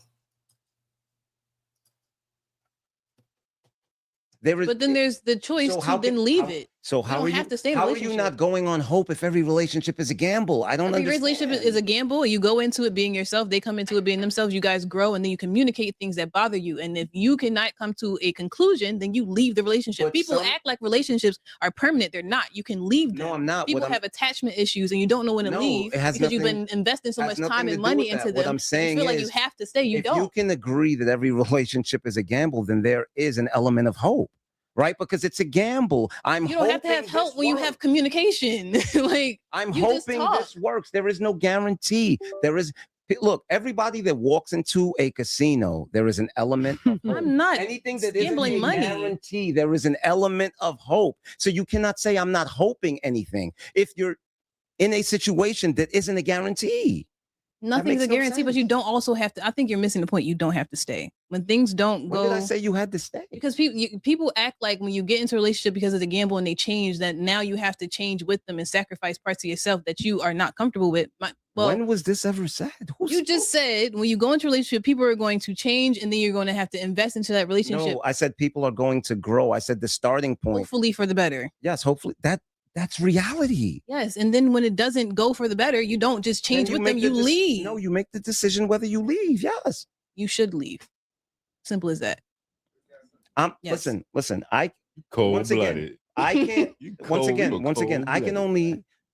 Right now, I'm speaking for everyone as a whole, right? I'm not even do that. Yes, I can speak for myself and say I would leave, right? Mhm. But once again, if I'm speaking as a whole, I can say some people leave, some people don't. And I'm saying just because you can't, then that's not the case. Exactly. They don't and they should. What you don't do, what you should do It are goes two both different ways things. because some people will say, no, you need to fight for your relationship. No, what are we fighting for? There's other people out here. You're stressing And yourself that's out the for no problem reason. with today's generation. It's not a problem. You heard it. People are dying early from diseases because you done stressed yourself out to be with this person who don't respect you. That's You don't have to do that. Like Wrong. Stress stress is a disease. Yes. You're stressing yourself out to be with someone who is stressing you out. Leave. Choose peace. There's other people out here. You can find someone else. I promise. There's 8 billion people on this planet. Go outside. You're telling my 49-year-old ass like I don't You're not dead. You wake up every morning. You're not dead. You have another chance to make another decision. Yes. Go outside. Like I don't know this. But you just said 49 like that was a deciding factor. You're perfectly fine. You're perfectly healthy. Are you not? And I never said I. So why'd you bring up your age? That's not the way. That's not the way life works, young It is, lady. though. So for you, can a hyper independent woman date a provider? How do I put this? Hyper independent. You can be hyper independent and still date someone who's providing, because that person who's a provider has to be confident enough to let you still do you as that hyper independent person. and that hyper independent, like that goes back to sacrificing, I guess, just a little bit. You don't necessarily don't do it, Rome. You don't necessarily have to stop being hyper independent. You just have to allow someone to provide for you. And that person doesn't have to try to stop you from being hyper independent. You just have to provide and still do you and be confident enough in yourself to not try to overstep her boundaries. I think can we look up? I'm going to stop it there. He said he thought that was the problem. You guys agree with him as far as people just exiting whenever they can't get their way? Yeah, that's definitely the habit of people. The only one that it's really bad on is the woman. Most of the things that she's saying, all I hear is high body count and recreational use only. Does anybody disagree with Melanie? Go ahead, Pierce, so you can have the mic. No. I was just gonna say that I totally agree with that, and I think we was talking about this the last time. How I think women are selfish, and I think that once they feel like the relationship or situation is no longer serving them, then instead of doing the work, understanding why your partner is changing or things are changing, they're quick to just say they'll leave. And I've been hearing that on different panels a lot. And I didn't know women really felt like that, but obviously, they do. But yeah, I think that's the problem with relationships. It's too easy to just leave instead of actually sticking through and trying to work things out and get a better understanding of what's going on. Do you think that there's a good enough reason for women to leave sometimes?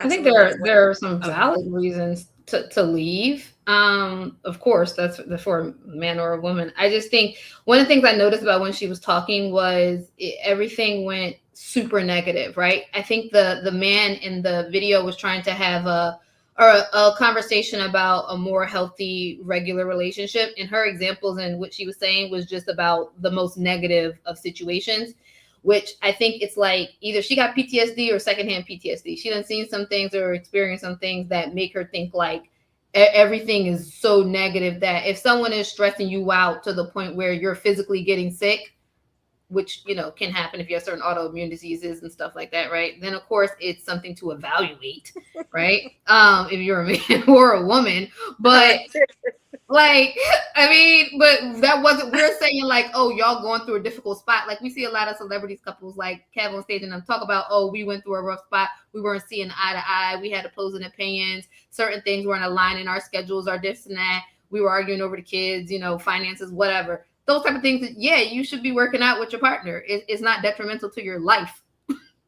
Well, it goes back to women leave with their emotions. I mean, because I feel this way this day, then I'm choosing to walk away. And it's just stupid. I think that the time when you should leave, or I guess it's more acceptable if you're in a dangerous relationship, you're in an abusive relationship, things like that. You find out that he was a pedophile or whatever, things like that.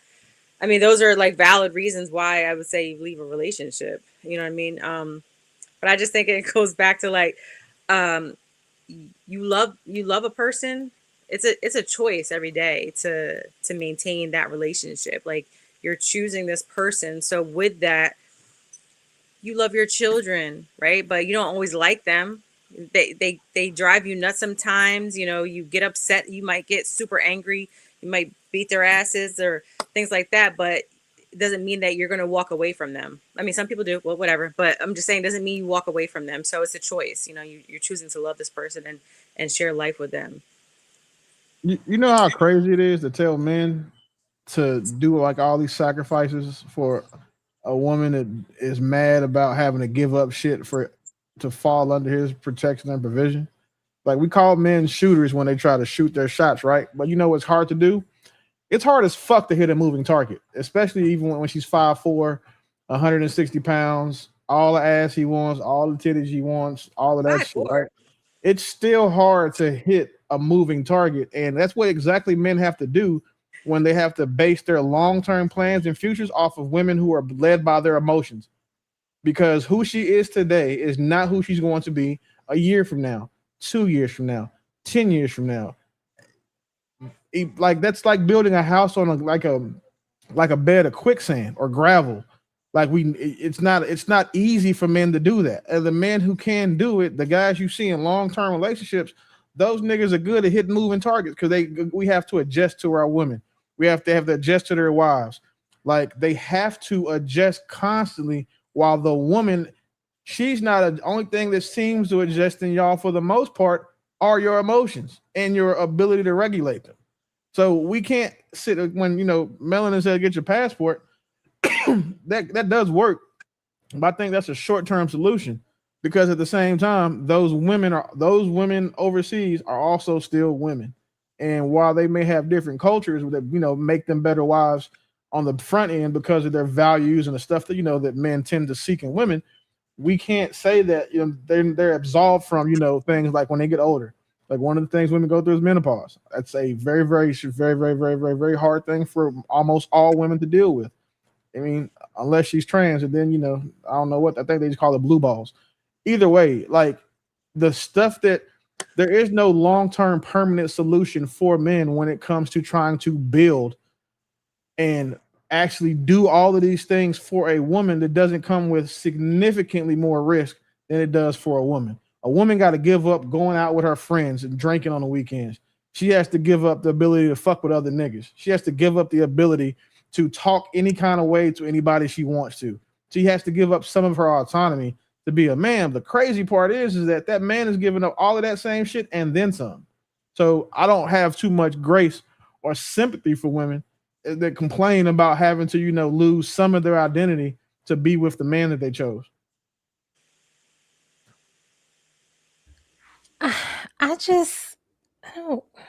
This whole identity thing has become a clusterfuck. I don't want people to think that that's a bad thing, but I also don't want them to think that that's a good thing. It's a very fine line. However, that stupid shit in that video. So I'm trying to figure out. I don't know who that lady is, but I feel like that was some of the stupidest shit I've heard. I think I was half listening at first. I knew she was kind of slow, but then when I listened to this one, I was like, oh, like you slow, like you you real slow. Because go ahead. I'm gonna let y'all. But no, I don't agree with the fuck thing she was saying in the video. I mean, it's a big market for girls with natural hair OnlyFans out here. So I mean, she ain't gonna be broke. But black community don't go on OnlyFans. We have better things to spend our money on. Education. These kids. If a nigga has an OnlyFans account, he's the worst type of stupid because porn is free. Like you're paying for porn, like you just might as well just throw your money up in the air and shoot that shit like it's a woman trying to nail her ass down. Like that's crazy.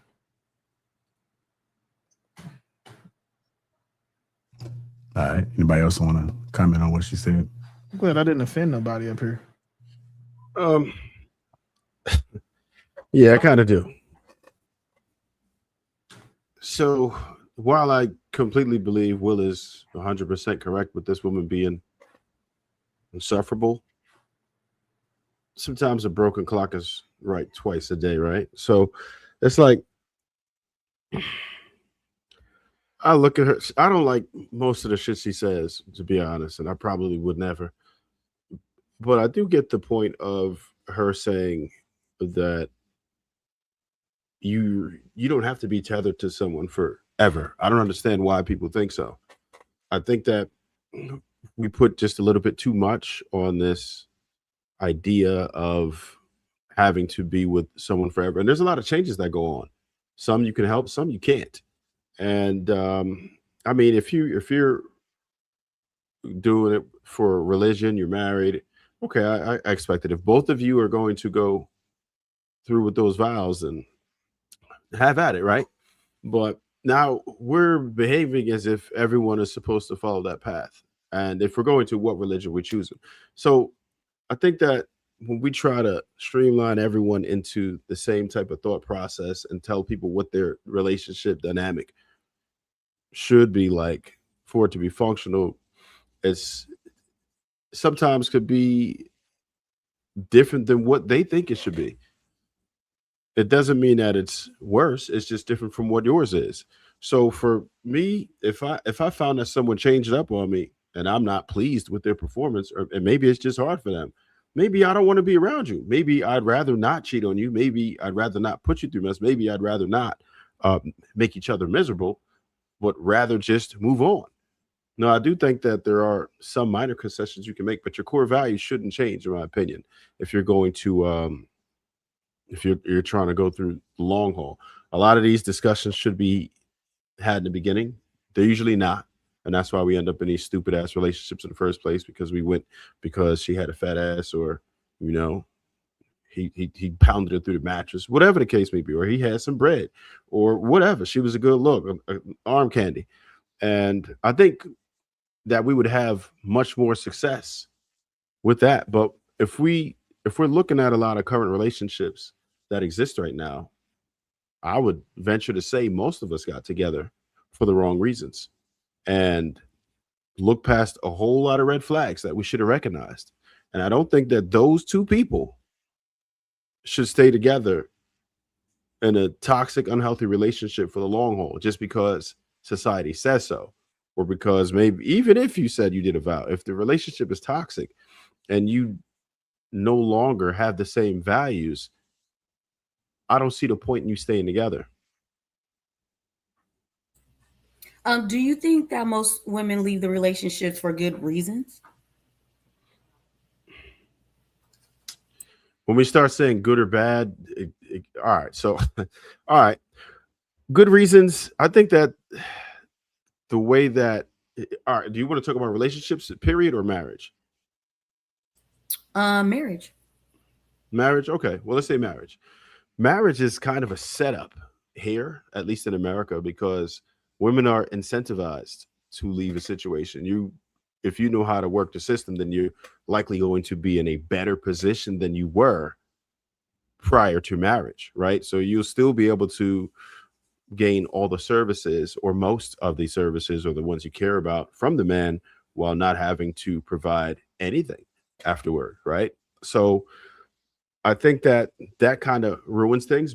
I think the leverage is just too much in the favor of how it's set up for, and we're going to say women, because okay, if the person who has the financial advantage is usually the man, right? Let's just go with that, because we know it's in the 90 percentile of who gets this. So we can't act like it's not designed that way, because women usually reap the benefit of it. So I think that's our first problem. If it wasn't a financial benefit, if people had to work through it, if it wasn't as easy to get out of marriage, then maybe that might be different. Now, if you knew you were going to leave with nothing, then you see how eager people are to work through a situation. I think that's the first thing we need to fix, to where you no longer have that advantage. If we were able to get through that, then you can see what marriages would work and wouldn't work. If you can both just leave and, okay, y'all will split the kids, default at 50% custody, nobody pays nobody shit. I have them, you have them.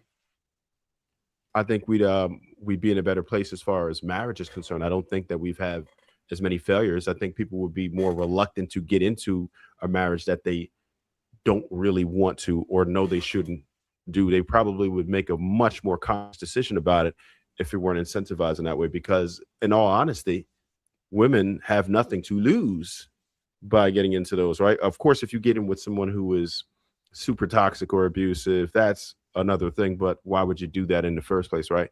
But outside of those rarities, you really don't have that much skin in the game compared to what men have to face. So I would say, yeah, that would be the first way to solve that problem, in my opinion.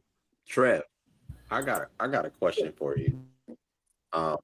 To your original point, you said you can understand the lady's commentary because being tied to a person comes with inevitable change. That's sums up kind of what you said, right?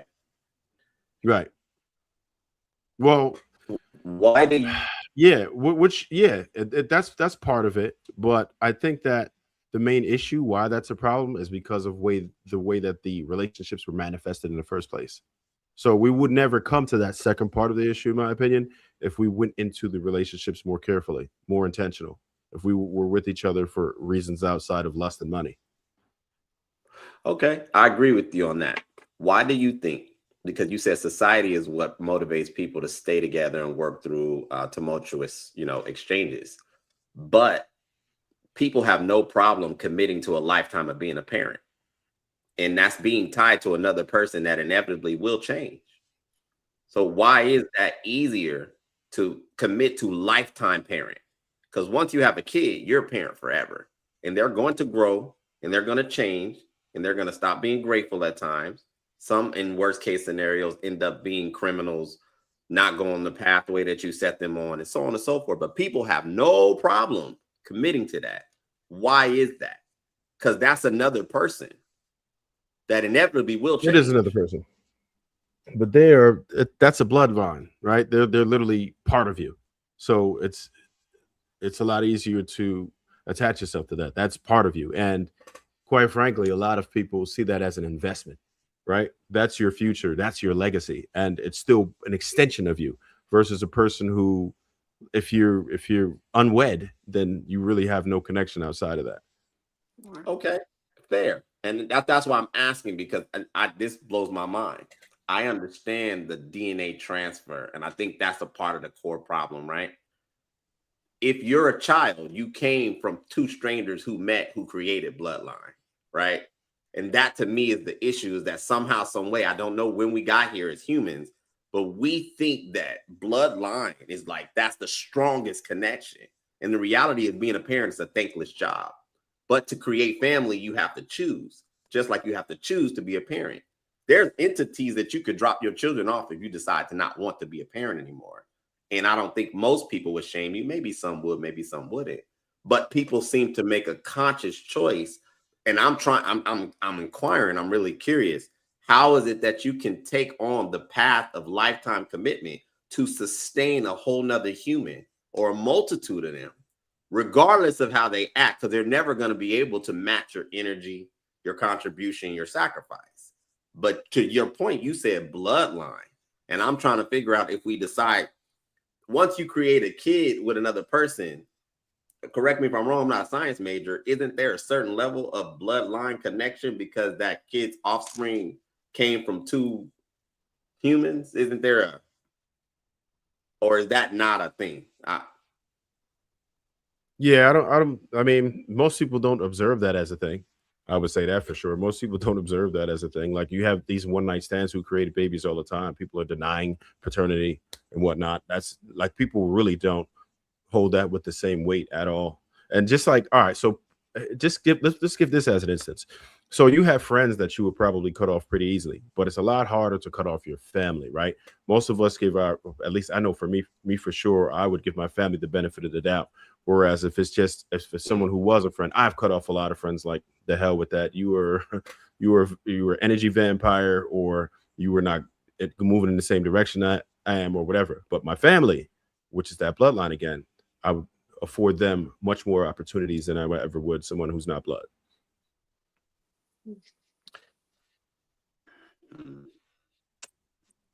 Okay. True. You froze. Okay. Thank you. But does that kind of make the connection a little bit? You froze. You froze a little bit. I think it's coming back. Does that kind of put it together a little bit? Am I still here? I don't know if my You back. I was trying to you back. True. Does that kind of tie it together a little bit? I hear you, but I don't think it makes any sense. This isn't always the way that I operate per se. What I'm trying to do is just, I guess, speak to the other perspective. Sure. I'm not, and it's not you. I know you're speaking in general because most people. Oh shit! You went up. All right, go ahead, Bo. In the meantime, you're on mute. We can't hear you. You muted, Bo. I think a lot of the issues in the country in relationships really just falls down to like the Western culture. Like, we live in a state of capitalism. Capitalism thrives off of individuality. Like, we need individuals. The more households we can break up, the more money we can get. A lot more rent, whole lot more debt. And so how do we fight against that is the thing, because we keep fighting against each other. And a lot of the things that we do are in response to the systems that we have to deal with every day. A lot of the things in our relationships are in direct response to systems that we have to live in and fight every single day. We're fighting poverty that makes people angry. We want to be happy. You're not making me happy. We don't promote good mental health. We really don't. It's really just a talking point at this point. Like, we're just saying it just to say it. When people tell you to get therapy, that's really just an insult. They're really just being condescending and insulting. So I don't. Damn, I bro. don't tell people that, huh? Oh man, I didn't know you. I didn't know you wasn't done, but I definitely got to respond to that. Okay. But yeah, that's why I stopped telling people that they need to go to therapy. I asked people, do you think you need to go to therapy? Do you think you need to talk to someone? Because we really don't give a shit about mental health, and it shows every single day in our relationships. A lot of us have been affected by this Western culture. The only ones who are thriving are the ones who refuse to succumb to the pressures of Western culture. We still have to live in it, but you still have to understand that we are all individuals dealing with certain things. So like, a lot of us have to carry a lot more grace and understanding when we are dealing with each other, because all of us are dealing with something. And I'm going to tie it into the conversation. It causes us to leave relationships for frivolous things. I had to go through everything. Like, I had to go through so many scenarios. I had to talk myself in and out of leaving my husband, because I'm like, I don't want to leave a relationship that is viable. And I had to think long and hard about that, because I didn't want to be that person that just left for I'm unhappy. Why are you, like, you have to figure out why. Is it you? Is it something that you are doing? Is it something that you are being unreasonable about? And if so, you're going to have to sit in this unhappiness and fix that. Far too often, we just don't do that. So I think that most people get into relationships they were never supposed to be in. Me. And I think that people who have really good relationships leave relationships for temporary feelings. I think a lot of that happens. And if we can eliminate the first one, then maybe we can work on the second one. Like, if we can stop people from getting into relationships that they shouldn't even be in, I think that we can avoid a lot of that on the back end, and we can work on the other things on the back end. Bro, real quick. I only got 30 seconds. This is 30 Take your seconds. time. Only because Bo literally asked a question. And unfortunately, I was with you, Bo, but then you asked a question. You said, how do we combat that? You said, how do we combat that? Right? How do we combat that problem in Western civilization? But the answer is simple, right? We know what happened. And even in Western civilization, there are some cultures who are still surviving and thriving. And what do they have in common? Strong families. That's how you combat that. Strong families. It's every measurable metric that separates you from being an upstanding citizen to a complete degenerate. That's the answer, unfortunately, right? So that would mean that we would probably have to make those weird sacrifices for people that we don't necessarily get along with. It would be having a nuclear family where both parents are in the household, because that shows that's fair. Every single metric that leads up to our screwed up Western civilization, because we saw the decay of the country when it started. And when it started was when they were able to split us up, like you said, 2 rents, all of this shit, everything that is the opposite of strong families and strong relationships. That's the foundation, unfortunately. All right, go ahead. What were you about to say, Willie? Oh, I'm sorry. Yeah, we're talking about if women's feelings and temporary shit. All the women's feelings are temporary. Like, you trying to get a woman to be emotionally or feelingly consistent. It's like trying to baptize a fucking cat. It's hard and unfucking necessary at this point. Like, again, the girl that you meet at 25, even if she's perfect, right? Even if she checks all your boxes, when you're 30, she's not the same girl. When she's 35, it's not the same girl. When she's 40, she's auntie now. That's not the same girl. So men tend to be damn near the same. Once we hit 35 years old, the majority of our personality is locked in stone. It's not going to change. We can't. That's just not the case with women. Is, again, everything that y'all do. Every time you tell somebody you love them, men should understand that you saying the quiet part is right now, or until you piss me off if your woman is trash. Like, every time they say something positive about you, is how they feel about you in that moment. And then until you tell them no, or you piss them off, then it's a different situation. That's what the majority of men are dealing with when it comes to women.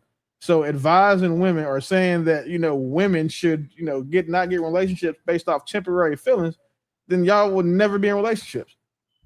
How many niggas have all of y'all up here loved before? Like, Love talk about the sweat off of his ass before, and then now you wouldn't shit on him or piss on him if he was on fire. Y'all all have that person. And you know why? Because your feelings changed. Like, so if you're basing shit off of a woman's feelings, you might as well just go put all your money in the most random crypto and hope that you hit the lottery, because it's just not going to happen. Well, hey, Willie, go ahead. I was going to ask a follow-up question real quickly, Willie. What's up, sir? So if you're dealing with a woman's emotion and you're in a relationship, do you ignore it because you understand a woman's nature, or do you check it? I don't think you don't ignore it. There's nothing you can check about a woman's emotions. They're hers. There's nothing you can do about it. You just have to decide whether or not you want to keep allowing yourself to be subjected to them motherfuckers. Like, women's emotions are worse than Texas weather. Like, I'm telling you, you cannot bank on them. So you gonna, 1, choose to deal with the shit because she's worth it, or 2, choose not to. And the only time she's worth it is when she's acknowledging that her emotions are also fucked up and could be an issue, and is making a concerted effort to deal with and address them, or to manage them or regulate them, and not just saying, well, this is just how I am. I'm on my period, so I'm gonna be a bitch to you this week. Oh, because I'm bleeding out my ass and my pussy. Now I get to go, talk to you like you're crazy. Like, the women who don't use their emotions as an excuse for their piss poor behavior are few and far in between. Do you feel like this has always been the way of women, or do you feel like this is ever since that bitch Eve was fucking around with Adam? Okay, she was the first one. Oh, if that's the case to Willie, then I would say that we need to. How do we hedge against it?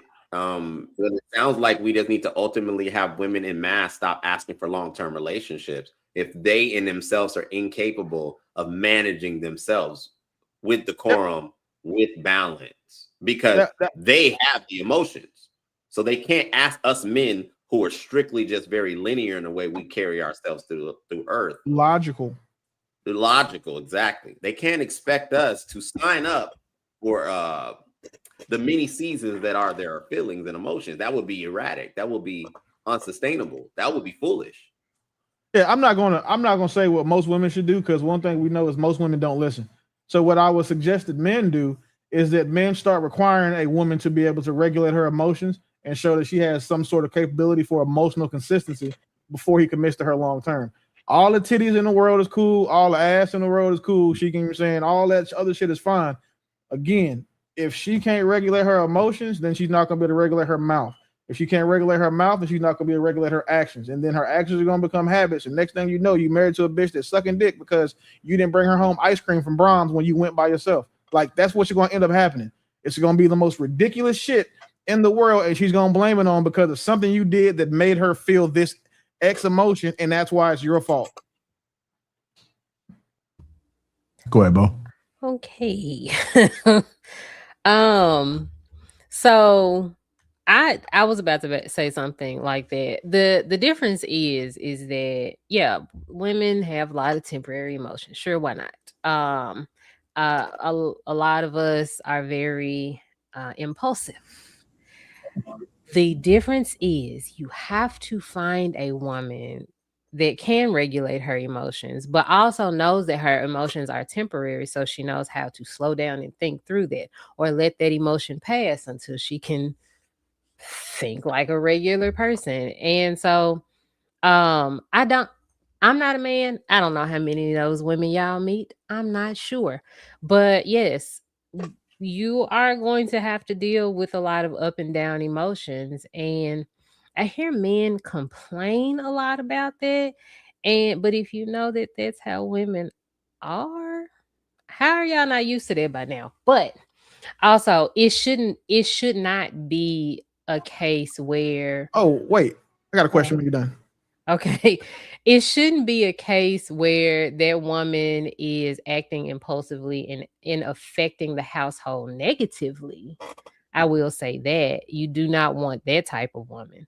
But yeah, I might want to whoop your ass today. I'm not gonna do it. I just might want to do it. I wanted to smother my ex-husband with a pillow every night. But I love that man. It was okay. Listen, it's fine. It's fine. Don't worry about it. Like, if he breathed wrong, I want to knock him upside his head. But that's just how things go. I just, don't act on it. But this is the other thing I want to say, and then I'm done. I want to validate what Willie was saying. I know that you all are these rigid people. Once you get 35, you are who you are. And I get that. And a lot of times it's useful. A lot of times it's useful out of a man. I love how stable you all are in that way. However, sometimes that's part of the problem. Like, some men don't want to change anything about themselves past that age. Like, once you're there, you are there. And nothing else changes. You all are not flexible at all whatsoever. And I think that that's pretty useless in a relationship. And I don't know, but I've dealt with it and I don't like it. So I think that might be a little bit of the problem with men too.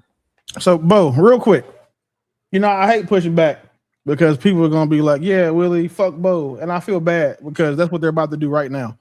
You just said that if men know that women are like that, we should just get used to it. Well, you know what that would mean? That would mean y'all got to get used to sharing dicks. That would also mean that you got to get used to niggas not wanting to raise your kids. That would also mean you need to get used to people holding you accountable and only saying, and niggas saying, okay, well, your body, your choice, my wallet, my choice. Since we're saying what men, we got to get used to what people do on average. But that's not fair. I don't think any woman should get used to getting cheated on. I don't think any woman, it's a lot of niggas that slap the shit out of women on a regular basis. So it's, mind you, not hitting women is a westernized thing. Talk this shit in the Middle East.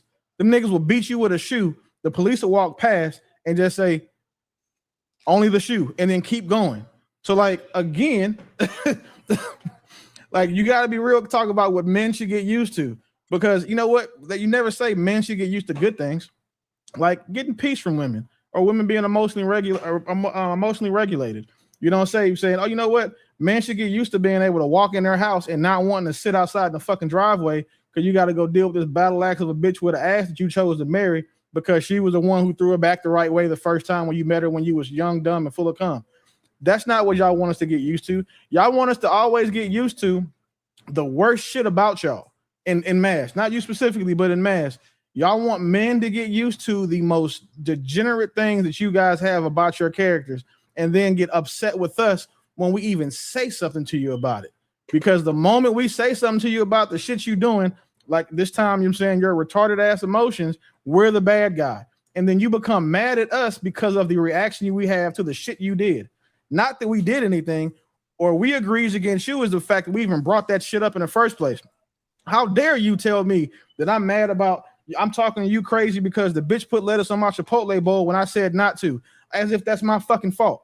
Like, or how dare you tell me, you get mad at me because you told me not to have my titties out when I went to church with you and your grandmother. I want to wear what I want to wear. That's the type of shit that y'all want us to get used to. Then just understand, y'all got to get used to the bad shit with us. Like it's you know what I'm saying, what's fair. You know what I'm saying? It ain't no swindle. But that's not what I was saying. I was saying don't do that. Like those women, I'm talking about the women that can emotionally regulate themselves. Even we are still emotional. Like because y'all just saw me get pissed off. We don't care about that though. But what I'm saying about the most of women that could check this shit, it's like you don't care about the nigga who, again, can get bitches, not getting bitches. Like he chooses not to. You choose to regulate your emotions. Right. But that's what what I'm saying is even those women are still like we still flow in and out of emotions. I'm talking about the cute part of our emotions, not the fuck you nigga, why the fuck did you get my order wrong? Complaining about the cute part, bro. That's the argument. No, we don't give it. We like the cute lovey-dovey shit. Like where y'all can go from being like oh to like being real nasty. That's the cool shit. But when you go from being oh to fuck you and your fat ass mom, that's the shit we don't want to deal with. Right. And so we're in agreement over those type of women. I'm talking about the women that you like to deal with. I'm talking about those emotions. Y'all should just get used to those emotions. Well, you know what? I'll tell you what. We'll get used to y'all emotions when y'all get used to the consequences that we give you for dealing with them. Right. So I think that you guys are kind of saying the same thing. However, you can control your emotions when you're at work. You're not about to get fly at your boss or, a colleague and know that that's going to jeopardize, your job or your position. So it's the same thing at being at home with your man. Like we know how to control our emotions when we want to. So I think that the problem is women come up with excuses and reasons not to control their emotions because they want to be selfish and don't want to grow and work on themselves.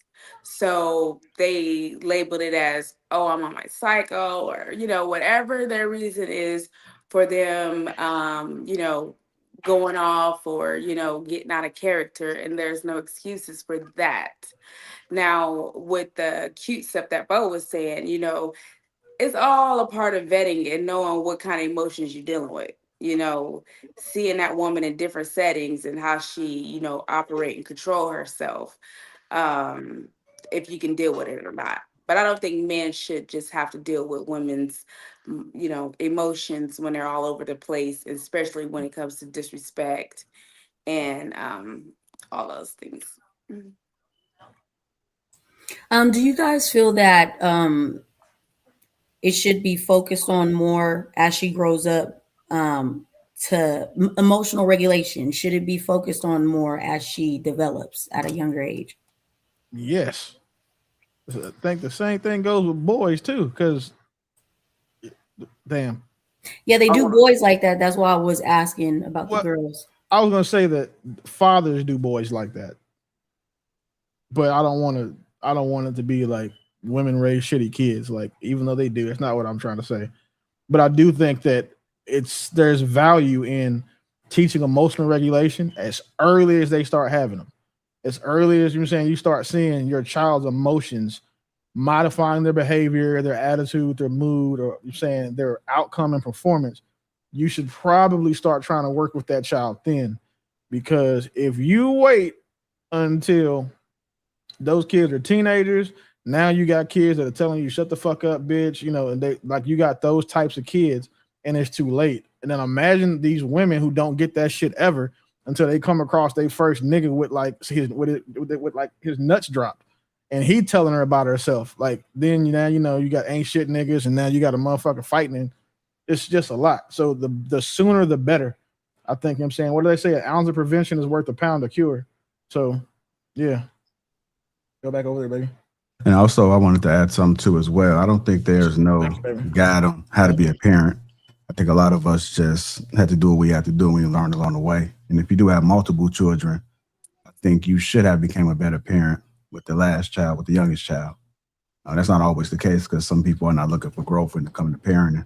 But even when you have young kids and you still recognize you made a mistake, for an example, let's just say that you do get a little loud or you do become out of character, because I don't know anybody that's 100% perfect, but sometimes our communication can be off even when we try to be right for the most time. But I come back around. Like I just told my son today, I said, I apologize for using a certain tone with him. It might not necessarily been the tone, but it was just kind of like what I said and how I said it. But I'm letting him know that I do make mistakes, but you got to recognize that. And when you do recognize it, it's okay to come back and say you made a mistake and just kind of move on from it and just let them know that you're going to do better, or you're going to make sure that you don't have that situation again, because it happens. Then that way he knows that if he makes a mistake, it's okay to speak up and own up to it. So it's a lot of lessons that I think that we can learn as we get older. We just got to try to apply it and just do better. How many of y'all have had y'all parents ever apologize to you for something? Mine. My parents were boomers, so no, hell no.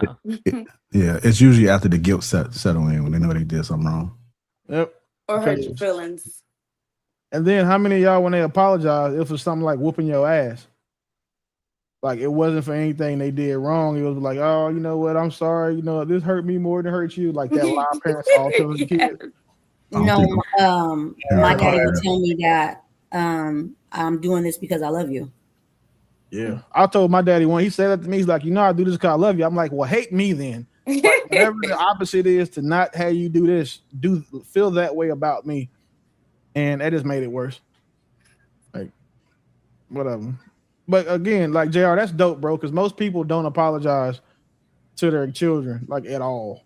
And even like as a coach, that's one thing that I'm really big on. Like if I tell a player to do something, I'm on his ass about it. And he's like, well, I read this. You know what I'm saying? There was two safeties. Like, okay, all right. My bad, I was wrong. Because I didn't see it the way he saw it when I'm looking from the sideline. And I see that even in coaching, that's hard. So I try to make sure that even with my kids, I try not to make mistakes like that so I don't have to. Because you make too many mistakes, then y'all know how we do our parents. But when I do know that I am wrong, I tell them to do the wrong thing. Like, oh, my bad, man. Don't worry about it. And then I usually try to, add a little sauce on top so he can, I'm saying, not go tell his mama to kill me or something. Yeah, it's a whole lot of times we expect our kids to do certain things, but we're not even doing it. So yeah, you got to lead by example. And when you recognize that it's something you could improve on or something you could do better or could have done better, then you just own up to it. So. I think that's important. Some people are too prideful to admit when they make a mistake or they do something wrong. And instead of they just keep on making excuses over excuses, trying to justify their actions, knowing deep down that they made a mistake. So I think that is a great thing is with communication, because like you said, nobody is perfect. So, but just recognizing when you do something that is wrong and then making your wrong right. I was having some troubles trying to see if people really recognize when they're wrong or do they actually believe the bullshit. Right. So do you guys think they know what's going on, like for most people, or do you think they just playing dumb? I think most people are just stuck doing the same thing and they don't really want to bend. And it's hard to look in the mirror at yourself and to deal with your own shit. I think people just sometimes they don't know how to. They're so used to, being a certain way. Right. Yeah. What I always say, nobody is the antagonist in a movie called Life. So I try not to really go with the whole right or wrong thing because it's impossible to substantiate that.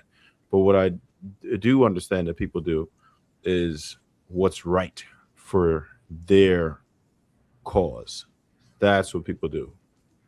for their intention, for their reasoning. That's what people typically do. They do what's right for their situation, for their advantage, and that's about it. And they, in most cases, most people don't deliberately go into a situation thinking that they are doing something wrong.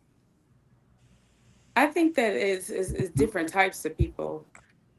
So yeah, you do have those who recognize when they're doing something wrong, like I said, but still continue going on because they don't want to admit it. But then you do have people that's just delusional, and just being on, around, people on these platforms, it's a lot of delusional people.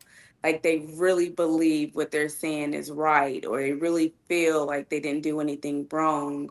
When no matter how you break it down to them, no matter how many people showed them or told them that they were wrong in that situation, they just don't see it. So I think it's just, different types of people. I also think people don't understand the severity of what they do, right? They understand that it's bad, but they don't understand the degree of badness. And I do think that degree will depend on how you grow up. So I have a friend that was used to like play fighting with people, but not verbally like busting on people and all of that. So when somebody did it to her, she was really hurt, right? But I grew up in a community full of, like Eddie Murphy's, Chris Rock's, Chris Tucker, like Martin Lawrence's. Okay, it was on, and you learned to be quick, and you learned to bust that joke right back. So, but we didn't really physically fight like that. So I think that because of how we grow up, and also how our family dynamics is, I think people understand that something is bad, but not the severity of how bad it is, and that's very individually dependent on the person. Like, me and my siblings, we talk crazy disrespectful to each other, right? But we knew certain things. You better not tell mom. You better not say I said this to her, because you knew like her level of what she would and wouldn't accept. And even today, my brother he had a tattoo with high socks for years because my mom was a no tattoo person, right? So he knew like, I can't do this. But for somebody else, he wore it around his friends' parents because they were accepting of that. They were like, oh, well, you're grown, you can do what you want to do. So I think people really don't understand the variance between individuals and how something bad, though they think it's a little bad, can be real big bad. Yeah, I also agree with the severity. I think that also people don't understand the chain reaction of things that happen. Like if we're talking about adolescence, if your parents have to come to school, and stay with you for a day, you don't, when they say I had to come here and miss work, you as a kid, you don't really know what that means. So you don't recognize the consequence that you have to deal with and the consequence that you also inflicted upon somebody else. And that kind of keeps folks in a place of delusion because they don't really know the chain reaction of what they do and how it affects everybody else. All right, let me run this clip. Notice that some women are chasing a lifestyle versus a lifetime. They want the outcome of a relationship, but not the upkeep. Here's what happens. A woman will pray for a husband, the house, the security, stability. She'll get it all, and then she'll forget about the man that helped provide it and build it. Once the marriage, the baby, the house, the car is checked off the list, all of a sudden she'll go from being a happy wife to complaining every single day. Now all of a sudden he's not enough. She's bored. She's comparing him to everything she's seeing online. Here's the truth. Once some women get everything that they wanted, they stop being who they promised they would be. They stop being nurturing. They stop being soft. They stop being feminine. They actually never wanted the man. They never wanted the relationship. They wanted the lifestyle that they were always dreaming of. And when you see a man as only the path to your dreams, you never valued the man himself. That's why you see so many men that are silent and quiet in their own homes, because they realize that they are not being respected and they are not being appreciated. Men have woken up. They realize that some women only see them for what they can do for them. And once a man realizes that he's no value to you, he has checked out of the relationship and he's just going through the motions and planning his exit plan. A woman will get everything she wanted, but will lose the man that provided it for her. All right, let's get into it, man. Man won't love, women want a lifestyle. What y'all think on this? I think it was very well said what she said. I don't have any rebuttals. for her. Well said. I know it was well said, but why do you think men and women are wired like this?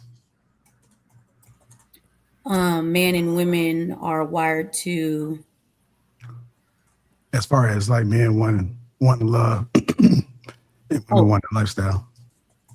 So men love harder than women. Men are more pure in the relationships than women.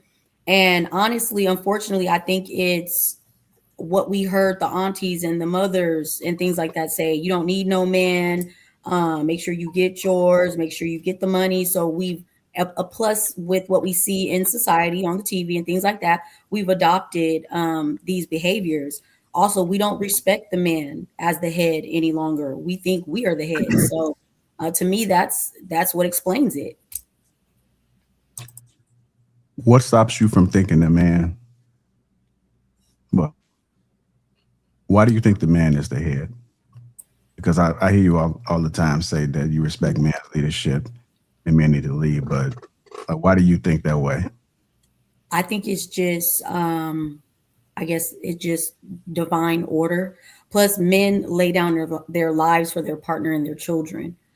So that selfless sacrifice, I can't be ahead of you, willing to protect me and the children in that way. Is that something you've always thought, or you've grown to be that way? No, I've always thought that. My dad was a great provider. So I've always seen it. I can't say that the women in his life always respected it, but he never yielded regardless. All right. Get somebody else to speak on that. Men want love, women want a lifestyle. So I think this is what I would call the state of some women. I would call secondhand PTSD. I think to Melanin's point, they did see some women who were bitter for having given what, they thought they should do. They were the wives, they raised the children, and they found out that their significant others were doing whatever they wanted to do or didn't love, value, and respect them after all that they had sacrificed. And so I do think there's a bit of the older generation who had that bitterness that then passed it on to the younger generation, specifically like millennial X age. And so I do think we do see a number of the women where it's like, oh, they want a lifestyle. It's because they've been told, or they've been sold the thing that that's all that they can actually get. They can't get love, fidelity. A man will leave, right? Or they'll abuse you, or all these negative things. So because they've heard this, now they have my so-and-so, and I've seen that the only thing you can get from a man is his provision, because you can't get loyalty, you can't get love, you can't get respect. And I think the pendulum has swung, unfortunately, in the other way. And I think it's very unfortunate. I think previously we saw this more with men who would get what they wanted from wives as far as lifestyle. They wanted children, they wanted an upward career, they knew being married would help them advance. And then after the children go, right, they left the wives and they did the upgrade thing. So I think it's, we see some of this previously. Now I think we're seeing women do that, and it's like they become the bad behavior that they abhorred, which is like turning into the monster, unfortunately, is a really real thing. And I think that too many women have turned into the monster. Men want love for the same reason they buy lottery tickets. You know what I'm saying? With the chance that it works out in their favor. Women buy lottery tickets because the money can go afford them a lifestyle they didn't have to earn. That's the difference. Women see men in large for their utility, for the lifestyle they can bring. And unfortunately, a lot of women, the women who push back on that are the women who don't have access to men that can provide them a lifestyle. For the average woman's, or almost every woman's ideal man, one thing that he will be able to do for that woman is to change her lifestyle with the stroke of his pen. He can swipe her credit card, do whatever she wants to. He can put her in the house that she wants. He can give her the children that he wants. And all she wants is just those things, but she's not willing to give anything for it. For a man to go out here and get the type of woman he wants in a life he wants, we understand from the time we come out of our daddy's balls that we are expected to go work for that lifestyle. No one's going to give it to us. And men think that if they find a woman, if they love a woman enough and give them the lifestyle, that they'll love him back. And we see that's just not the case. Yeah, and I think it's by design. I mean, when I don't even remember who said it, that men love harder, that melanin men love harder than women. I just men want a nurturer. They want, that's what women were designed to do. So it makes sense that a man does want love because that's what they're seeking from. We're designed that way, just like women want the provision. I mean, look at the structure of a man, right? They're masculine, they're stronger than women. It ain't none of that. Never mind. I'm not even gonna get into all that. I can do what he can do. I'm not gonna get into that, but I think it's just by design. And I think now, I think with women, that lifestyle, wanting that lifestyle has changed. Obviously, we know what it was back then. I don't need to reiterate that, but I think women just want this status now, and it's a lot of toxicity. Yeah, I also think that women are entitled to, like, speaking to, men that's been married for a long time and still, can say they never felt appreciated by a woman or, those type of things. I think when a woman gets everything that she wants, then she feels like, well, what are you doing extra? Like, this is what you're supposed to be doing. You're supposed to take care of me. You're supposed to take care of your wife, and so they don't feel like them doing anything in return is necessary because they felt like, he's just doing what he's supposed to do. Yeah, I think you're on one, Paris, because I'm not going to say that men love the woman harder. In all honesty, sometimes they'll be with a woman they hate and still take care of her. It is more of that sense of duty that they just accept, and they'll do it. They'll be with somebody who ain't do. They get no McLovin, no respect, no nothing, and they still provide just because they feel like that's their job and that's what they're supposed to do. And sometimes maybe even in the hopes, like what Willie just said, but they understand that duty and it's their job, and we take it seriously. Whereas um, in many cases, women feel entitled enough to not have to do anything, and if their happiness is at the forefront, so if they're not receiving what they perceive as happiness, then all hell gonna break loose. Right. 'Cause I was gonna ask that too. I was like, I've heard men say that they don't do it for love. So they want respect and they want them yams. So that's what I heard men say is at the top, of what they want. And then they return as a duty of, as, being a man. A lot of men, say it's not love. It's not because they love you. We say we want respect first because y'all make us choose between respect and love. If a man can get both, he can get both. But at a certain point, a man understands the only people on earth who get unconditional love are women and children and a dog, or I mean, in Bo's case, a fox. Like those are the only things that receive unconditional love. Dog. Everything else is transactional. It's based on what we do. And like I said earlier, how you feel in that moment. It's conditional. It's transactional. It's rarely operational. And then a lot of the times, y'all have to go like through some type of vocational training to learn how to love a man the way that he wants to be loved. Because what the women who might try to love you their way, the way that they receive love, because they're not invested in you enough to try to learn the way that you receive love and then to love you in that manner. Right. Willie, I have a question. You said that women receive unconditional love. Who do you think they receive that from? The world. You think the world loves women? Oh, let's just stick with America. You think America loves women? Yes, that's why y'all have shit like body positivity. And there's too many things that benefit y'all for being lazy, degenerate, and slow and walking outside of your purpose. Was that you guys aren't held accountable for. Was that the country that did that, or was that women that did that for themselves, though? It's men allowed women to do it in the country that we built for y'all. I mean, I agree with him because, say for instance, you're on a cruise, and the ship is about to sink. What they're gonna do is put the women and the children on a boat to get to safety first, and that's just just a common sense example. But I do agree with what he's saying. But you do know that they do that because one, the children are the future, and the women are the only ones that can bring the future. So tell the sailor they're about really this. just doing that for our uteruses and not necessarily because of us. We're just the vessel. Congratulations. You have the uterus you benefit from. Who cares about why? I'm just stating facts. Like, That's even all if I'm that was doing. true, if that was what it was about, which I think we all know it's not. Even if that was true, you can't complain about the thing you benefit from. Or if you can, then just stand your ass in the back with me and hand out life jackets while the ship is going down. I'm not complaining. I'm just stating a fact. Like, I'm not. Why y'all getting on me about stating facts? So this is an example, right? So you come home to a fresh cooked meal, everything is good, it's your favorite food, and he's cooking, and then you sit down and say, "You ain't cook all of this." That's what you just did just now by pointing out the fact that why we did it is because of your uterus. Like, that's not why. We do it because we know women are the weaker sex. We know that children are what do you call them? And they are a life preservable liability. I forgot what they call it in these mass casualty events. So Willie. we do that for a reason. Willie. But you can't say, well, you're only being nice to me because you want to fuck. But Willie, you do the same thing to me.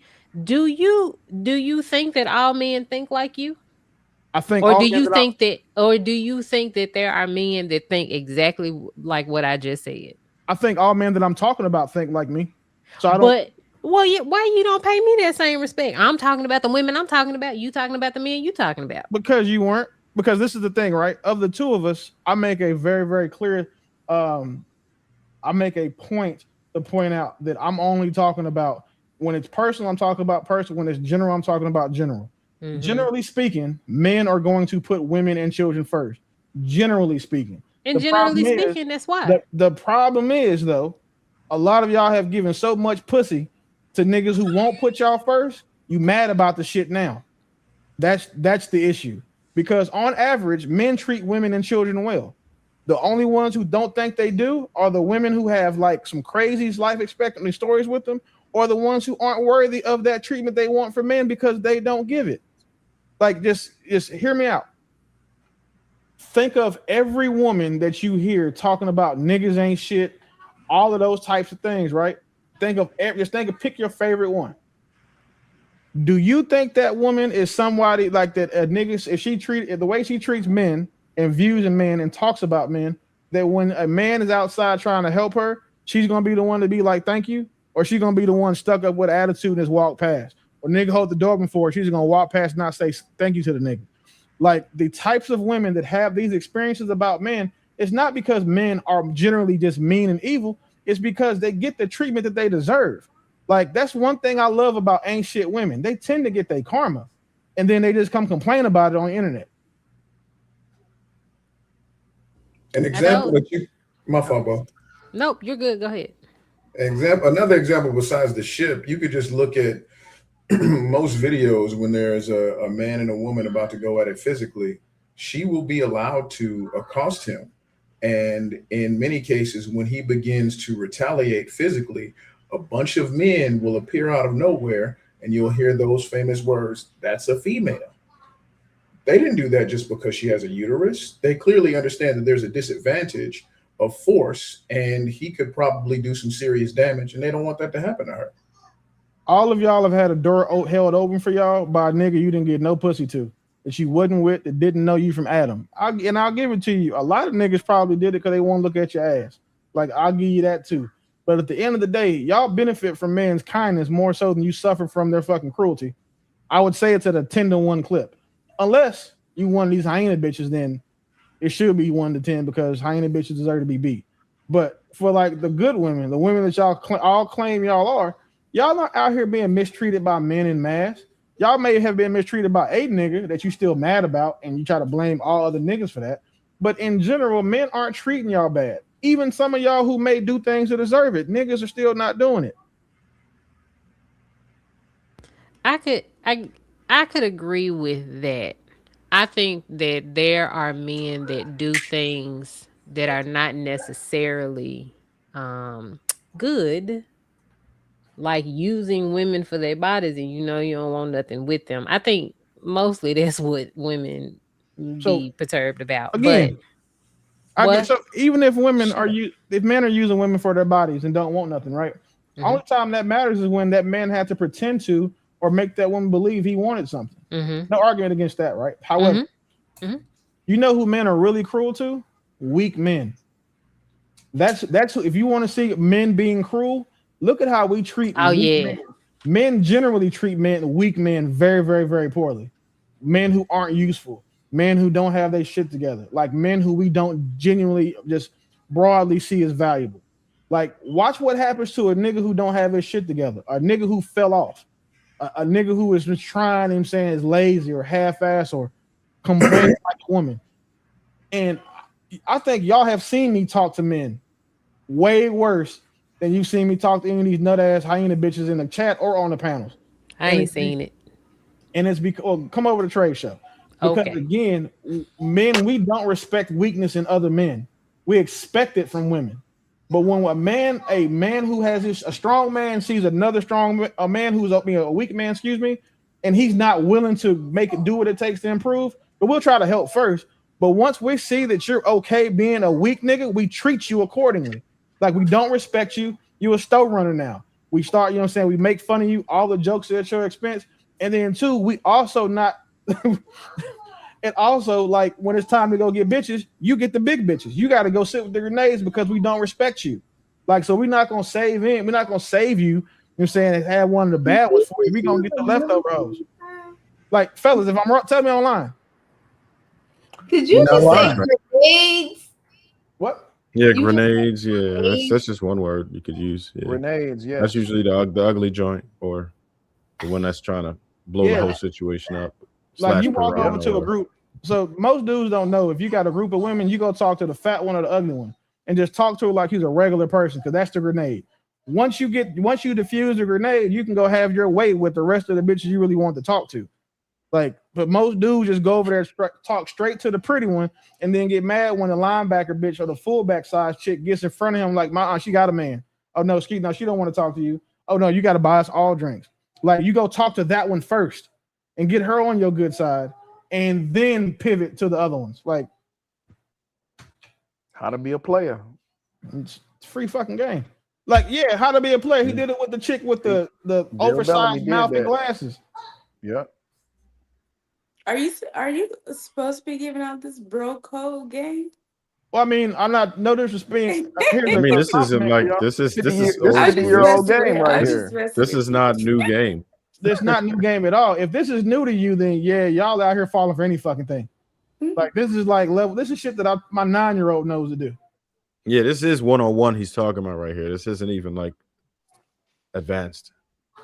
Yeah, that's not what. Yeah, I mean, again, I did teach my nephew. I'm not gonna give you anything that's current. I can give you the score. You know what I'm saying, to a game 10 years ago, the game plan 10 years ago, but in 2026, that's not what single men are doing to y'all. Yeah. And then we also got to understand too, like, most men don't even have the opportunity to do that. Like, they can't just be out here using women for bodies. How is that? If you how is that even happening? Most men, I mean, look, you could say that, but if the bottom third is eliminated, right? Then how high do you think the percentage could really be? Where men are using women for bodies. You know, the average lifetime partner for a man is like 7 ever. Average that out to the years and tell me how much usage that really is. In the 40s. If you counted his hand every time he used it, it'd be in the tens of thousands. Like, y'all think when niggas out here just voluntarily going and trying to fuck y'all, you know how much work it takes the average nigga to fuck somebody? When he could just stay at home, find his favorite free porn website, and work on his kung fu grip. But you think a nigga finna get dressed, put on 3 or 4 squirts, a $200 cologne, a $400 outfit to go out and date a broke bitch that's bad, take her to a restaurant just to try to get in some pussy. Like, trust me, that is not what most men are doing. Niggas are not using y'all for y'all's vaginas. Go ahead. Hold on. Freshman, go ahead and talk. Let me check your mic out. Check. Yeah, it's better. Go ahead, Bo. Turn your gain up, Fresh.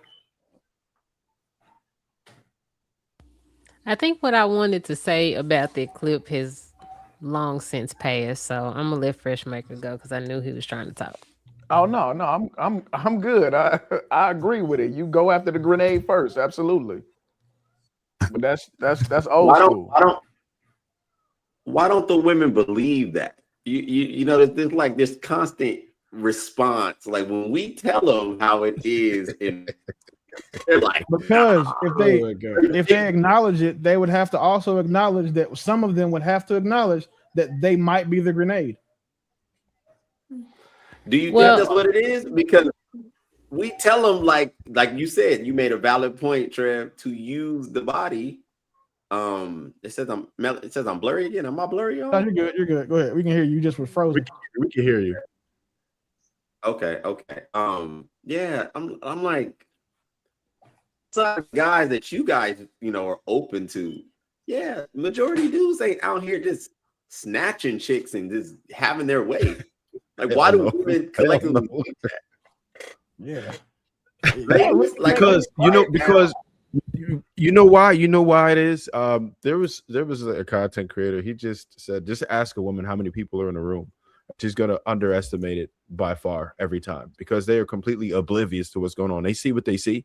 They got the blinders on, and most men are missed. They're not even visualized. They like don't even exist as men. And it's not to their own fault. It's not to say like they're being malicious about it, but they literally don't see most men.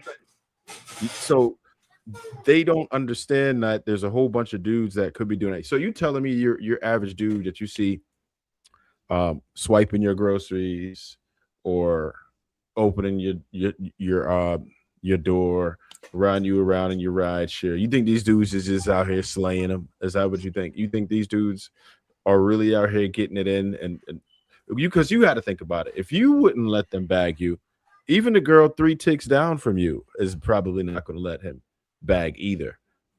And that's the consensus. So that's how they are looked at on a regular basis. So they are not afforded the opportunity to sit here and abuse women. That's just not what happens. But Trev, men who can. Go ahead. But Trev, what is the reason you think that they're having their problem? Why those men can't obtain women? Oh, because the standards of women. Because 80% of women eliminate men who are not 6 feet on dating apps, because women are attracted to physical first. All of this data is already released, so we can't lie about what women want anymore, because most relationships start online as of today in 2026, and the data says everything that women actually appreciate, and it's superficial. It's money. They dig lifestyle pictures. They don't care about who's caring. They don't care about who has a good character or may raise children well. That's what your peers, maybe not you, Bo, but your peers. That's what it is. That's how women really operate. That is their mating strategy. They will sit here and try to smash a dude that they're extremely attracted to and hope for the best. Hope that he's going to actually want her after she gave the goods up already. And they start hoping after he's pregnant. But wait, hold on. But wait. So let's talk about the women who don't have unrealistic standards. What do you think the problem is there? The 10% of y'all that might think that way. However, whatever the percentage is, it doesn't matter. It doesn't matter the percentage. What do you think the problem is there? They're standing too close to the hose. Oh, so it's the women. All right. So no. So what is it that the men are missing that the women who do not have unrealistic standards? What is the problem then? The discernment to figure out who's a hoe and who's not, based on the fact that the good women are still standing by gaggles of bitches. So no, because these women would not be. These women that I'm talking about would not be. Right. I got you on that, Bo. So yeah, Willie mentioned the great word discernment, and men are at fault for this for sure, because the teeny tiny amount of people that can do it within the top 15% or so, they absolutely abuse that power. Men, and I don't know what you're going to do to stop it. I tell men stop doing that, but what are they going to do? If women continue to afford them those opportunities time and time again, if they can have unlimited kitty, it's a hard argument for me to make, right? But that's what's happening. So you as a woman, what could you do? Well, you could preserve yourself a little bit. You can vet people more. You have to understand when people are intentional and even what that looks like. When a man is intentional about you, he's trying to invest in you, right? He wants to see if you're going to allow him to lead. Go ahead. What? The man. What is wrong with that man? What is wrong with that He is man? having a He has problem getting the women that do not have these unrealistic standards, that are not Proximity. standing Oh, too why close he to can't? Why he hoes. can't find those? Why he? Oh, you Yes. saying why he can't find those women? Yes. Oh, I mean they're far and The rare, and discernment. Proximity. a lot of men don't have the Like patience Jesus or Christ. discernment. They don't Here's what have I'm the looking for. patience or discernment She's to looking be for some able to figure accountability it out on that. either. I can give It's it. tough because Men are women taking zero know how to hide it accountability. too. No, I'll give you the accountability piece. I got you, Trev. This is the easy part. Good. This proximity. They're not in proximity. No. Wait, stop. And I'll tell you why. They're not in proximity because they're not also willing to move around. The same thing that we tell women about, hey, if you don't have women in your city that you can date, men in your city, you should move around. Men aren't doing the same thing. And they also don't have the discernment because they're not paying attention to what good women are doing. And then again, this is the part where you're going to lose. You can't tell men about what men are doing when you're speaking to men about a man's thing. Like, we just gave you advice, and we're the ones, we're going to tell you the truth about niggas because, mind you, we don't have any incentive to lie to you. So, and then lastly, a lot of these niggas who have access, they're not willing to improve enough to attract the attention of those good women. There you go. That's what I was trying to You get wanted to. something negative. That's what it was. I didn't want. It's not. But no. I'm not saying that that's even. We have to be honest though. Like, I'm not looking for something negative. I'm saying that is a problem.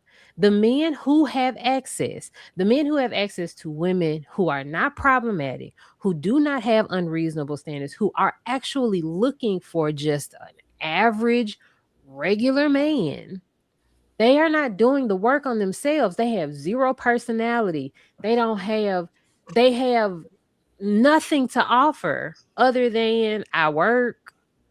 I'm caring. That's cool. I had a dude to care about me. I know that man loved me like so much. However, he was not doing anything to improve himself. He was a very average guy. He was he just regular. He don't do nothing. Ain't no lavish nothing. And I was okay with that. But there were a lot of things missing. He could have access. He's 6'1", he's athletic build, all of these things, but that personality was missing, depth in conversations was missing, willingness to improve or evolve was missing. That's what I'm talking about. And it's not Evolve how though, Bo? Say what? Evolve how? And what? So specifically, a lot of men have arrested development. Like, you all live in the trauma, whatever pin dropped in the most traumatic area in your life, you all refuse to grow past that. So wait, mentally you're still there. So then why is it, there's studies showing that most adult women don't mature past the age of 14? But I'm talking about men now, Willie. I'm going to give you in that same study. In that exact same study, it shows that most men do mature past 14. So I'm just using that but anyway, I'll put it in the chat in a second. But JR, can you play this video I put, this link that I put in the chat? Because what Bo did is the exact same thing this joke is about. Like, watch. I'll put it in the back chat. So I just want to answer her Melissa first Ford? because Bo, yes. Man, I was about to use that earlier. Yes, fucking fresh. Right Melissa. All right, don't worry about it. Bo, we let me good. ask you. Don't worry about it. No, let us align. Because I'm really trying to have a real reason. conversation, and y'all are just like, Bo, you trying to be negative. No, doing this, and you. And I'm like, Bo. I'm really trying to talk to y'all right now. Don't worry about it. I wanted to, Bo. Let me answer your question, because you said he was attractive, right? 6'1", blah blah blah, this and that. Is that correct or no? Right. Okay. So I'm going to tell you why he would not improve or evolve. Is because one thing that I've learned about men is when they are attractive, then the more attractive a dude is, the less game he generally has. I've learned that about men because they don't need to use game. And what happens is if they are able to get women anyway, then they don't see the reason to improve because they can always just get another one. And I'm not saying that's a good thing, because I do believe you should improve, evolve, or whatever. but that's kind of what you're facing. Men who are able to attract women don't generally improve as much as a man who is not as attractive for the most part. So how is that women's? Because like I never said it was women's fault. I said that's a man thing. y'all, But that's a real y'all thing. That's both. immediately I can't started even talking try to about say women. Y'all I immediately know. started No, I talking about didn't. women when I was talking about all of this. No, I didn't. Once I found out exactly what you were asking for, I'm telling you, those men just don't see the need to improve. I'm not saying that's a good thing, right? It's that individual's fault for not wanting to improve, but it's woman's fault for being able to entertain a relationship with someone just because of their looks and not making sure that they had character and everything else. And that's where I've been trying to tell people, meet them where they are, because when you try to improve and evolve dudes, that's the biggest mistake. You think you can come in with a good foundation, meaning looks, something superficial, looks, height, all that shit, and then build a bear. That's one of the biggest problems that men have. They're not going to allow you to build them. They're not going to allow you to evolve them. So you're better off starting off with the foundation of a dude who has those qualities that you are more attracted to, that you found to be more important, that would make a relationship more sustainable in the first place. Another thing I What would you got to allude say, to bro? You got to respond? Because they're gonna find something else wrong with what I'm saying. You shouldn't. You got to worry about us. You and Trevor having a conversation. I'm good. I'm cool. All right. Go ahead, Freshmaker. Dr. Freshmaker. I didn't want to seem like I was, beaten down or nothing, but a couple of things stood out, like just want an average man. For the most part, to me, I don't normally hear ladies express in general that they want a average regular man. And then to say, I want you to evolve, it's going to be a little bit contradictory there. Also, just as far as Bo's example, 6'1" and athletic is not going to be average. And if you're not going to be average looking, then it's like what Trev was saying, it's not going to be as far as his SMV and other ladies wanting him, he's not really going to need to do a whole lot more to reach his level of contentment, which would maybe for this gentleman would be other ladies wanting him and him being cool with his employment and everything like that. A part of men's goal is to find contentment. So most of us find contentment in actually fulfilling, our legacy, reaching our potential and where we work. Oh shit. Y'all can't see me right now? Nah, you went out. Got your ass. True didn't hit me with his virus, man. Hold up. But we're reaching for contentment. We can still hear you, bro, so you can finish your thought. Yeah, bro. we're reaching for Kind of contentment. like she came in there and unplugged the Wi-Fi on you. Yeah, we're reaching for You contentment. on here talking all this shit to these people. You acting like you ain't got me in. You can't even cut my shit off. But yeah, we want contentment. Let me go ahead and click. That boy got that Sony ZV-10. Yeah, I got the new camera. Oh, man, this new camera got GPS location in it. All right, I can't stand you, Rich. All right, let's go to the whack camera for now. But no, we want contentment and legacy, and a lot of times that can get boring. And from what I hear from my mentors, the worst thing a lady can be is bored. And so once she, gets bored with the average regular guy or even the athletic attractive guy, there's something else that needs to be fulfilled. And that may be why there's a constant want for evolution, but he's already content.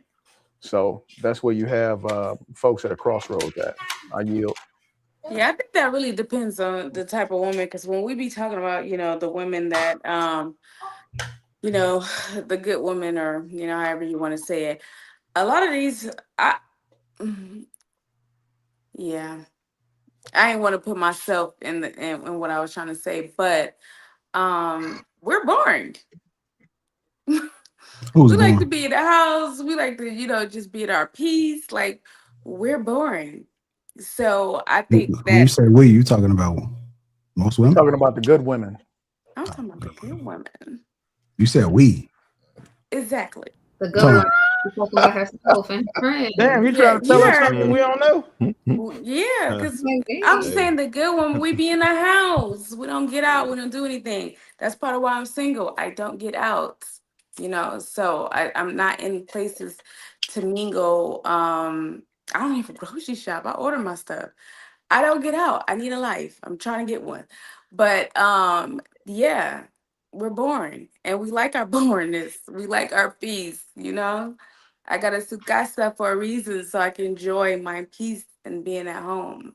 That is one thing that I have noticed to be almost universally true, is that the good women are not going to be the exciting ones. They're not going to be the ones that's always got some shit going and want to tell you about stuff or tell you, the experience and shit.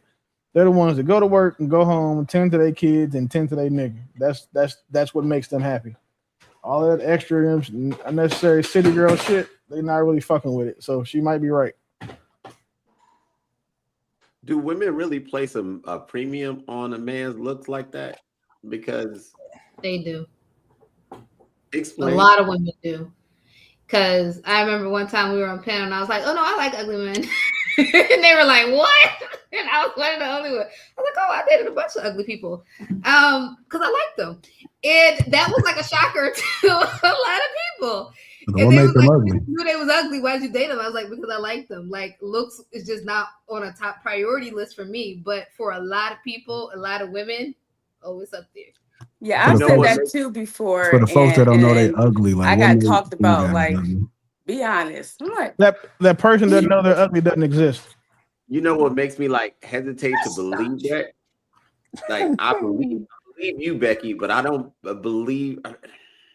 I hesitate because I was talking to my girl about this earlier. If women really thought a man's attractiveness was like that premium, there'd be more strippers that were males, and women would be patronizing these businesses. Now, we don't find that attractive. So when a woman looks at a man, they want, and this is okay. I did a research study back in the day about pornography and what do women like and what do men like. If you look at the type of things that they find romantic attractive and they like, it's about emotional things. They want the hot, sexy Fabio man who comes and says, I love you and pretty woman you, right? That's what the scenarios in their head. So the strip club is not for women because that's not the type of I wish I had a blue quality that they find attractive. Now, if you had a bookstore, I was about to say, but that's why y'all let them books, huh? Fresh. Don't even give her that. And bring your coffees and teas and stroke your hair and do all the little cutesy things. But you still want to get the top three categories. It's not about that. It's the what leads up to that, and that's where men don't. What leads up to the turn on for women is different than the men. Wait, so you want Fabio to come in the door and stroke your hair, but you want Tiberius to break your back? Ooh la la. Fresh. Okay. No, they want both. They want the exactly. Fabio stroke. Then that. See, but men just want to skip to the end part because that's what they like. They don't. So you want them to be two different niggas? No, they want the same person to do two different things. Just like how you like basketball and football. They want that's a terrible analogy. Yeah, that's still two different things. Like they want both. They want both. Like Fresh. I don't do not play basketball with football helmets on. Fresh, do not let her get away with this part. Don't let her get away with this, Fresh. Go ahead. Don't let her get away with this, Fresh, because let's pretend like we don't act like we know what the top three categories on Pornhub that women consume are. And guess what they aren't? One of them is ridiculous. None of that romantic shit. Wait, what are they? Oh, it's what are they? Ridiculous. It's gangbangs, torture, and being sexually essayed. That's the top categories that women visit on these porn sites. So that shit she talking about is 100% USDA grade A Pornhub bullshit. Because back in the day, even the books they consume. If you go look at Zane's best-selling books, guess what they were about? Again, mind you, right? As I don't even watch porn, I just know a lot about it. And what I will tell you is that like the shit that women swear they are turned on by and if they do, is not what they do when closed doors are. Like that's if like X videos put out a whole like category. They made this big meme talking about like what men look for, and men look for some weird shit too. So we can't be weird. But it's like mommy fetish, stepson porn, girl on girl, and then I think it's like reverse gangbangs with a top 4. The shit that women look at is always fucking degrading and it's gross. That's the stuff that turns them on. Private. I don't think so, but I think what they tell you turns them on is this bullshit that she just fed y'all right now. Nah. But if you go look at what they're watching, it's not this shit. Those novels, remember BK, those novels it's been with proven. the stepdad on the BK, front? it's been proven on more than one site. It's been proven on more than Well, one site. when I was doing this, it was over 10 years ago now. Like when we were talking about it, but I'm gonna be honest. You know, when you watching it, you don't want to see no romance, like. And the crazy But, thing is, women aren't even like y'all actually watch porn. That's the crazy shit. Y'all actually watch this shit. Niggas, if the fucking credits take we turn that shit off because we done already got what we trying to get to. Y'all watch the shit because you care about the plot. You want to look at the production. You want to care about the girls. Why the dude that came in there and hit her in the back and tied her up? Why did he not saying his outfit didn't match? Y'all care about that shit. No, not everybody does, but I do think the majority of women do. They have to set the watch time on the watch time on porn that women watch compared to the watch time on men watch is damn near 200% longer. That's because it takes them longer to come, not because they're looking at production and the outfits. It sounds cool. It I sounds don't care good. about no outfit. I don't know, Willie. I still don't know because Bridgerton and 50 Shades of Grey, which I mean, was a I love combo, him. bestsellers. Congratulations. 50 Shades of Grey they didn't even do nothing. That was basic. And wait, okay, here again. What the fuck was 50 Shades of Grey about? He was beating the bitch while he was hitting her. What are you talking about? It's about BDSM, but literally about domination shit. I don't know. Yes. Degrading. Like what? Most women But it's want a that. whole Most- thing that like people most are women into that. Like, Well, you feel like he There's degraded no her? argument. Mind you, I'm not He judging. I'm degraded just her? simply I don't know. saying I that didn't know. women it is. He was degraded degrading I mean, her. it's Yes. bondage and S&M. What you mean I sexually? mean, Y'all felt like she was being degraded? It's a term for Well- it, but that is degrading. It's a That's part of the well, BDSM. I'm not. I promise you, I'm not wrong. I'm just saying, like it was you included. proved my It was point. You said- included. I thought you was gonna say some a random Zane shit where the girl was in church or something. You said 50 Shades of Grey. Like, It was really popular. Yeah, it was. The scenes So that y'all- made y'all me like laugh. it. That it was a because Fresh said, well, they don't want the things, and I said it's the combo. They want the lovey-dovey stuff first, and then the other stuff. That's what I said. I said they want both. They want to flick back. They want the ESPN that has the multiple channels on the one screen. You know, that's what women want. The options. Again, I agree with her. I do agree with her because nobody wants you to This just is why they usually have like dominate three you all to the five of time. Now, all the people But, on here, like, yeah. oh, tap in. but yeah, like, I don't want to hear about what y'all personally. I'm just saying in general, like what You y'all. got Bro's not friends. tapping in. Bro's not what tapping in y'all on this watching part. If y'all about didn't know. y'all, like, But you hear I women know- say it all the time. Like you gotta, I can't relate. Stimulate my mind, and you gotta, yeah. That's what So they you so your mind gets stimulated through mild violence. No, so what was it? she's saying is they want a combination. So they don't want a man that's just, aggressive all the time. They want to be made love to, but they also do like that aggression. So they don't want no soft, regular smuggler all the time. So the she moral said of the it's a story is combination. women are never happy with average, and they always want you to improve to be above average. Yeah, this kind of proves Come our to our point. TED The Talk. worst thing that she can be is bored. So, every now and again, you just gotta. Never mind. I ain't gonna say it. I just So hope are we talking about Period. being boring, like sexually, or just boring? in Period. general. Just No, in just general. overall. Spontaneity. Yeah, I don't necessarily care about What Jill Scott say? personal. That's weird. But Spontaneity. again, if you look at what women are consuming in those categories, it tells you what women prefer. And it's not this boring make love to my mind shit y'all talking about. Just because they These like niggas to sign see bitches up that for or watch cheating. it doesn't mean that's how they want to be treated. I mean, What? Okay, so this makes sense. wait. No, Yeah, we can't do let- that. Trev, We can't nope, do let that. her down her No. own island. We Please can't do make that that. make sense. Because if you caught your man watching gay porn, you would not give that nigga that grace. Yeah, exactly. You would kick absolutely not. Well, I mean, I'm There's nothing he can saying tell like just because, yeah, but Nothing, Trev. women and men are different. Oh, stop So it. just No, because no, we no, no, watch no, it, no, like, no, no, no, no, like no. I'm not, you know, No, just because we watch it no, no, does you not can't mean do that that. that's We'll what literally, we but Paris, like. we'll literally Paris, you cop can't an fix this. attitude. We'll literally cop an attitude most of the time to get that reaction. You out said of what, him. darling? I didn't hear you. The women will cop an attitude or start a fight just to get that sexual reaction from him. Right. There's some women that is like that. There's some women like that. My twin is like that. There's some women that's like that. However, not all women that watch that type of stuff, it's a reason why they want to see that to be able to do what they need to do. So real But quick, that don't mean that's with how they want to yourself? be treated. Are you meaning with yourself? just real quick, because like you can't, you may be an outlier and you might not like giraffe porn, but you watch it just because you want to see giraffes fucking.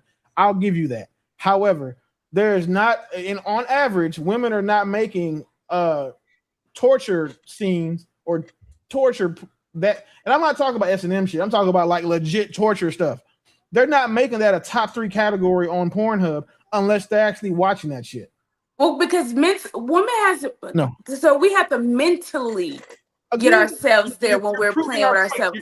So if we could mentally do the scene, you're proving of my point. What's going on? That's then, what works for you. Yeah, but when it comes to us receiving, we're not that type. Do you know how mad I would be if my woman was told me that, you know what, babe, while we're having sex, I'm thinking about being gangbanged by 90 gorillas. Okay, I just said women versus men.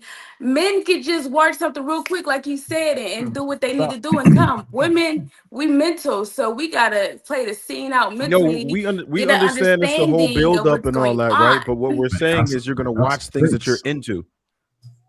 Okay, That's let me all we're call it saying. tomato. You guys, didn't you just say earlier how you gonna tell men what men think if a woman is telling you what a woman No, but thinks it's and not why us she's that's doing it? thinking of it. The data is out. Yeah, Like you're y'all arguing can't lie points that anymore we're not because making. the okay, internet but is I'm actually telling you why telling on the y'all. data is. No, but what the internet is telling you is what women like to watch, not what they participate in. So Oh my most God, of y'all nobody like fucking said watching that. no, that's what That's not what we implied either. That's but I'm not saying what we. there's a That's not what we difference. said. No, And that's all listen, Paris is saying. this is So what Paris y'all is have to saying, do when y'all you get might cooked like in an argument. watching You that, start not trying to move the goalpost and argue points that nobody made. It's We okay. didn't say y'all participated in it. It's okay. Not one of us said that we thought Start y'all tying wasn't up your weirdos. girls and choking them and whipping them Yeah, and stuff, all of and that, then right? see how far you get. None of us said that we I don't thought know y'all how we was got over here. here 'Cause like pretending to that want to get gangbanged. That's not what we said. What we simply said was y'all watch shit that you are into, and there's no point of going to a porn site to watch something that you're not into. Because again, if that's what y'all were doing, y'all be watching shit like shut the fuck up, that type of porn, being peaceful, being emotionally regulated, everything that men want. If that's what y'all were doing, but instead, the top 3 porn quality categories are torture, game, and fake SA. So, Just even if we weren't talking about SEX, is there anything that you watch that you really like that if you had the opportunity to do, you wouldn't do it? serial killers. They gotta Yeah, quantify. people watch 24 hours all day, but I can't 48 hours. agree with that. I'm a Virgo. fresh, BK, that flew out your mouth. Fresh. Serial killers. fresh. It's always the 48 Bible hours, ones. all that. Those are It's popular always the shows. Christian ones. I'm trying to tell you. It's good. Listen, those true crime shows. No, I the don't only want reason to why ever you wouldn't do it is be. because you're scared of Jesus. But like a regular person, like they would, if they knew they can get away with it and there was no consequence, it'd be a lot more serial killers out here. Yeah, let's erase consequence. You went straight to something that would you basically would go to prison for life. But I mean, but y'all ask. You know how much women love true crime? I just had this conversation a couple days ago. Yes, I am very much aware. You know how much they love it. Don't nobody want to do true crime or even be involved in it. Yeah, but serial killers, right? Let's stick to where you came out actually said. You know how many people there? I guarantee you. I mean, even you, because Christians are some of the most violent people on earth. We all have somebody that we want to kill. That if we could get away with it, like if the purge was a thing, the population control would not be an issue. Everybody has that person. They don't care. No, we don't. Y'all really want to kill Speak for people? yourself. Speak for yourself. One person and his whole family. Yep. Right, let me go ahead. I Let don't. me go to run this clip right quick. Men choose partners. They think they're choosing a person, when in reality they're choosing a structure. They're choosing a framework. They're choosing their own freedom or their own enslavement. Yes, bestie, it is that deep. The hair has spoken. I was speaking to a married friend once. She had just had kids and we were talking about her relationship, because one thing I'm not afraid to ask my married friends is, how's your relationship? How's your marriage? Honestly, if you're single and you have married friends, if you're married and you have married friends, ask them that question, because the answer will really illuminate your mind. Because people often ask single people how their relationships are going. People don't ask married people that. So that's a caveat. Please do that. So I asked this friend, how's your marriage going? She'd had a child. And she said, well, you know, I'm glad, thank you so much for asking, because before we had kids, I saw no flaw in him. But as soon as we had kids, I started seeing all his flaws. When you choose a man to settle down with, to have kids with, to marry, you are choosing the trajectory of your entire life. I hope you're aware of that, because it's something that's not taught in schools. What we're taught in schools is to celebrate each time a man says hello to us. I mean, it's absolutely pathetic. But listen to me, careful. Listen to me careful. Because when you choose a man, what you're actually choosing is where you live. You're choosing your finances. You're choosing the holidays you take. You're choosing your values. You're choosing, if you want to have children, you're choosing how you raise those children. You're choosing all of that in one man. Because I've said it time and time again, love isn't enough. And this is coming from numero uno lover girl, by the way. Love simply isn't enough. Romance isn't enough. Romance, love, and marriage are infrastructural. They always have been. It's only the modern age that has turned them into this lovey-dovey love fest. Honestly, it's an infrastructure. You're choosing your life. So remember that the next time you congratulate yourself for saying, oh my gosh, he texted me first in the morning. Think about it. You are not choosing a person. You're choosing the trajectory of your life. I couldn't hear nothing she said, because when I hear a British accent, I just start saying bullshit. I'm Like, just mad that I can't help it. To me, this kind of seems like a remedial class. Like, you should understand that one of the most important choices that you're making is the person that you choose to spend your life with, and you know, what? This is like a freshman class. Duh. And the fact that it needs to be said or even go viral shows how low the bar is. In Britain, the bar is low for comedy. It's in common sense. It's because the hair was talking. Yeah. But because other cultures don't marry for love, or they don't find a spouse for love. And I don't go to it now, but when I was going to an African church, my pastor used to always say that to me, that you Americans marry for love, but we marry for, like, men look for women that are, built a certain way, know that they can, childbearing hips and all that good stuff, and, nurturing and all that. And then women look for men for stability and protection and XYZ. Then they find out what's common, their goals, and, if they align like that. They don't just marry because of love, but Americans, we will fall in love and then we want to get married. And they don't have to have those qualities up front. And I mean, that's proven. I mean, it's proven. Go ahead, I Bo. think that's where she was coming from. That. I have to agree with all of that. Women want a lifestyle. Like they see the man that can provide the lifestyle. They're not thinking about who that man is, how that man is going to affect their life, how they're going to affect that man's life. Like, nobody really thinks long term. They think long term, like maybe monetarily, but they don't think long term as far as like the interpersonal relationship between them. And that's extremely important. Like, in the United States, we don't have to marry for like have to. I'm not saying that people don't. We don't have to marry for like status. We don't have to marry a man that can provide our whole lifestyle. We don't have to do it. We can choose as women. I don't want to have kids. Like, we have options. We have choices. We just have to find the men that match that.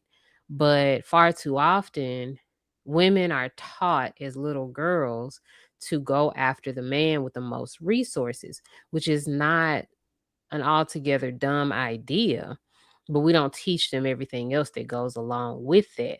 Just like we teach the boys to go out and make money and get you a wife. Well, we don't teach them necessarily how to treat them, not in the way that women want to be, that women would like to be treated, just in general, how women should be treated as far as society is concerned. And so I think that neither one of those dynamics work. I think that men should be, I'm not going to get into all of that shit, but I think that we should be teaching our children something just a tad bit different, because obviously it's not working in today's society. But yeah. If someone could sum up the video, what is she saying exactly? Bullshit, bullshit, bullshit, bullshit, bullshit. What I just what we priority over preference. because just like what I was saying about choosing a partner for longevity, like Bo was just saying, women don't look at the longevity in a relationship. Like, is this somebody that I can actually submit under his leadership, no matter what changes in the future and in life, that he's going to be able to guide us in the right directions type. But instead, they're looking at, like she said, resources, finances. Is he going to be able to provide the lifestyle that I want? Then they get with this man, and then things change later on, and they don't ever like that person. So that's pretty much what she's saying. Okay, so just another question, because she was saying something about you're all excited, like he texted me back or something like that. So is she saying we should pick based off of how he's making us feel, or should we be picking? No, that's temporary gratification. To pick priority over preference. So yeah. Okay, so kind of like how they say marriage is a business, right? A business thing. What do they say? Marriage is a business or something? Yeah, I mean, stop basing long-term commitment off of silly shit like, oh, he texts me back quickly. Right. Oh my God, he listens to me. Oh my God, he's so funny. Like, you got to think about more than just the superficial shit before you commit to a man long-term.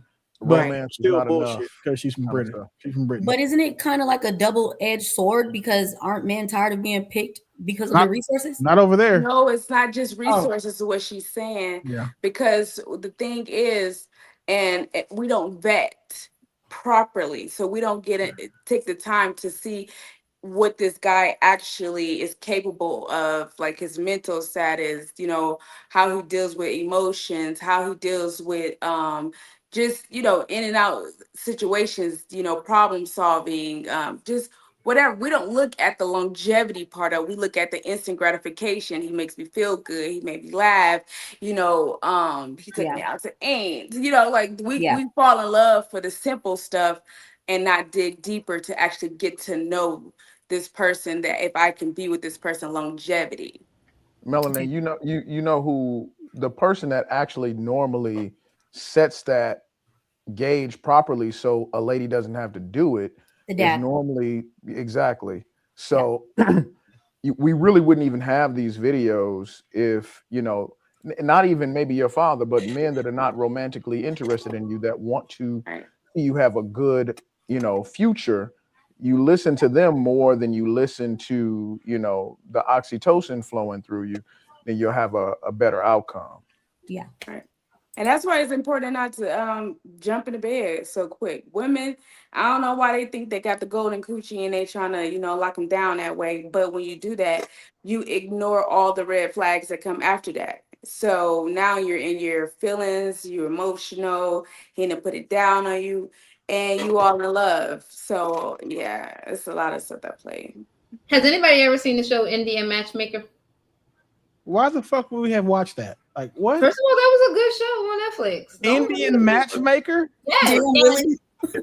Like, dang, really, don't be yucking my. Anyway, in the show, they have something called the bio data, right? And it breaks down an individual, their key, like, what they do for work, what kind of things they like, personalities, what they find attractive, all the things. And in it, you see the families actually, like mother, father, sister, brother, aunts, uncles, look over the bio data and say, oh, this person might be good, set up so they can meet each other.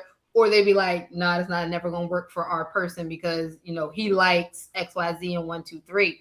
And I really do think it was really interesting to see him because I think a lot of us would make decisions we have made in the past if we actually were more logical and look at the evidence of who that person was without the emotional being attached. So because they were able to look at, at least some of the things of the person, it's like, that's not going to work for our loved one because they love to be outside and you want to be home reading a book. Oh, it's not going to work because we have a huge family and she wants a huge family and he only wants 2 kids. Like they look at those type of things and the family actually, bases off what they also know about the person having been, raising them or being in their lives until they're like in their 20s usually. And I know a couple of people that I went to college with who had arranged marriages and that's what their families did. And so far so good for a majority of them. A couple of them failed because, it's whatever. But that's life. And I think that to her point, I think if we did look at things a little more like, what is this actually? What am I signing up for? We wouldn't make some stupid decisions that we've made. I bet you They had a phrase they used to use back in the day. They used to call it equally yoked, and people would actually pay attention to that. They would do the assessments like everything you talked about in the Indian matchmaker. They had the families involved. They were able to assist them in the vetting, and people were a lot more pragmatic about it. They weren't trying to deal with this romanticized version of a marriage where the commercialism had creeped its way into it, and it just got more and more unreasonable until the final form where we are with social media infused into it. And if these are the guidelines that we follow, which are the Joneses pretty much, we're screwed. I just know that Indian matchmaking show only had 1 season. Oh, now you know the show. You so mean. I don't know the show. Everybody got married. Yeah, everybody got married. That's the point. Like everybody getting married and staying married. That shit ain't gonna have there's no longevity in that. It's longevity for them. Couples. Should we go back to arranged marriages? Yeah, that's a great topic. No, I actually like my children, so no, absolutely not. I love my sons. No. Right. No, I'm cool. It depends on what result you want to yield, right? Nope. I don't want the result that shit will yield for mine. Absolutely not. What result is that exactly, Willie? The same one his mother got. Wait, what is that? You think that arranged marriages? I'm sorry, what are you saying? Why would you reject an arranged marriage for your son? Where you and the women that I have to pick for my son are ass. That's why. They were raised by drug dealers and drug users, and they think Sexy Red and Glorilla are good rap. That's why. That is not all girls in America or abroad. Trash. I imagine, Melanie, you probably are referring to families that are probably of the same status pairing their children together, right? I was talking in general, but I like where you're going. I'm double fucked because then never mind. So Willie, I'm gonna tell you why. I'm gonna tell you why I think that there may be hope, right? Because not all fathers are raising bum ass daughters, right? Just take any of the men in the panel. Was there any man whose daughter you would reject by default, or would you think that they could possibly raise a sound daughter that would be suitable? You better reject mine because she's 4. Nasty. Well, no. Hey. I'm talking about no. All right, we have children that are approximately the same age, right? Let's just say something like that. Do you think 22. that some of the men on the panel would be capable of raising daughters that would be suitable for your son? Yeah. If not, call them out. Yeah. Who won't? Yeah. Oh, okay. Well, yeah, that's what I'm saying. Yeah, So, Trev, I wouldn't mind my son dating your daughter because I know that you would raise her up to be all things anti-whore. So that's oh yeah, hell yeah, yeah. that's good. She's waiting till marriage. So that's what I'm saying. So whoa, there's He said, that. "Whoa, wow." Yeah. Who said whoa? Well, Willie, you want to That's take not- that back?" What you want to whoa him for? Well, no, I just know Well, my look. son. Like my 19-year-old. Listen, I know my It kids. doesn't- So Well, no, I get it. I get it. But all I'm saying is that let's Can't raise them. even if we put that aside or whatever, let's say that the chances of her becoming a hyena are 0%. That's out, right? None of that stupid shit. So all I'm saying is that there's some men who are very intentional about what it is and how they what they do with their daughters, how they raise their daughters, and some are more likely to become wives than others. We'll just say that. oh man. Yeah, I can't. I ain't gonna hold you. I'm terrified for the idea of an arranged marriage for my sons. Like, yeah, And I'm not saying that I'm trying to do that, right? When I'm not out here bidding and shit. But I'm just saying there's the possibility. There are some sound men who you might know even, and definitely some you don't know who are capable of raising those. So I'm just saying there's hope for your sons. Because there are some good fathers out there. I'm sure you would include yourself as one of them. If you raise a daughter, you probably will prepare her to for marriage. My daughter's probably she might. Ideally, I used to say I wanted my daughter to be a lesbian until she was 30, because I ain't never seen a lesbian have her life ruined by dick when she was in high school. You need to go on a timeout. So I just thought that would be the safest route for her. Like if she discovers dick when she's 30, I'm lucky. They got it. What you mean? Do you know what these bitches is out here doing? Strap stuff onto I their know. waist. I guess I know exactly what they're doing. One, my daughter can fight, so she'll be the one beating bitches up. And two, she's not getting pregnant. It's a win for me. My goal. I ain't seen a stud get a bitch pregnant yet. You know what? Thank you. How many studs do you know are teenage moms? Thank you. Like that's the biggest thing for me to get her out of high school without having a kid. That's my number one.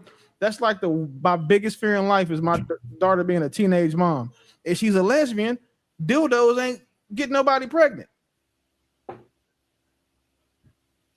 Exactly. Nothing. There's no fucking argument against that one. Thank you. I gotta go.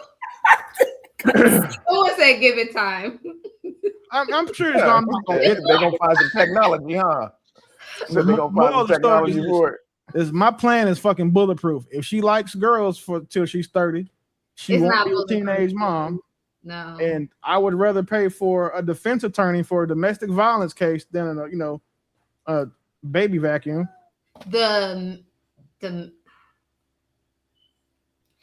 All right. JR, you had another video? Yeah. Roll the clip. That's the last video. Y'all. Last video. I know y'all seen the video about the guy. Okay, I was tripping. Is that I'm thinking I'm doing okay. I'm thinking it was just my phone hearing the sound. Okay. You good? You good, Paris?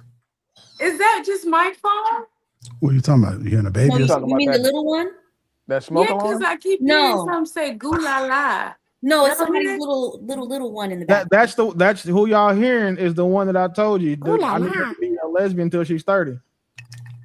Oh, she talking about that a sound effect. I just heard it. Ooh la la. Yeah, I was Somebody hearing just the did it. sound effect going over and over and over. I'm thinking this is Yeah, my somebody phone. got a keyboard with sounds on it. Okay. I think that if we had more healthy households, then our children will have I'm sorry, what did you say? It was Lapeef. No, you good. Oh. If we had more Ooh la healthier la. households, They playing with you, Paris. Just talk. Shut your Deliver it now.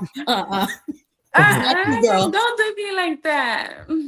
No, but if we had more healthier households, then the children will know what to look for in a spouse and will have better options. I could say that from experience, just seeing my mom and my dad, you know, and how they moved with each other, and they didn't really have to say much far as training me and teaching me because I've seen it. So I know what that looks like. I know how to operate in it. I know how my mom, you know, took care and pampered and catered. Like even when I got married, my mom was still correcting me. Like I'll try to cook some food and throw it on a plate. She's like, that is not how you present that to your husband. I'm like, mine's food. He just about to eat it. You just gotta do this, put it like this, gotta look good. I'm like, ugh. But if we see that more often, or our children see that more often, then they will know what to expect and what to look for. I seen a clip earlier online. It was she was an Asian woman, and she had a white man, and she came in and she threw like the food. He was sitting in the chair. They set up a camera. The mom was over at the stove, but they were, you know, playing with the mom, and she came in there and like threw it at him. She was like, "I love you," and it hit the back of his neck and it fell down. And he picked it up and was like, "I love you too." She grabbed the pot and she said something to her in the language and like grabbed the pot and like flung the water in her face and just started, "I love you," like, and talking in the language and stuff. And she was trying to tell like, "Mom, it's a fake recording." But that's why they breed better wives. Like as a grown woman, she's still checking her. So I like what you said. Right. Daddy, chill. All right. All right, here we go. Are y'all ready? You good, True? Are we ready? What are you about to play? Yeah, I'm about to play a video of that guy. Arrested about 7 times, but on one instance, I went to jail for domestic violence twice in one day. And I went to jail. Then I went and found her and beat her up for calling police on me, and then went back again, all in one night. So did any of the women like get restraining orders or protection orders against Oh, that you? don't mean nothing to me. Restraining order ain't nothing but a piece of paper. That ain't gonna stop me from doing nothing. It ain't over till I say it's over. Like many former abusers, Charles says he was violent because he developed the view that men should be in charge of women. I never considered myself a woman beater, per se, because I didn't just hit women for nothing. I figure if I had a reason, then it was just not being a woman beater. It was justified. It was corrective actions. Just trying to get some compliance.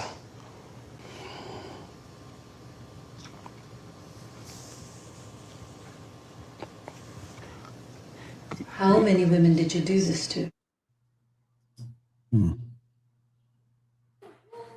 That's got to be a world record to beat bitches. That's crazy. Damn, like Bro said he went to jail twice in one day for beat like dog. What?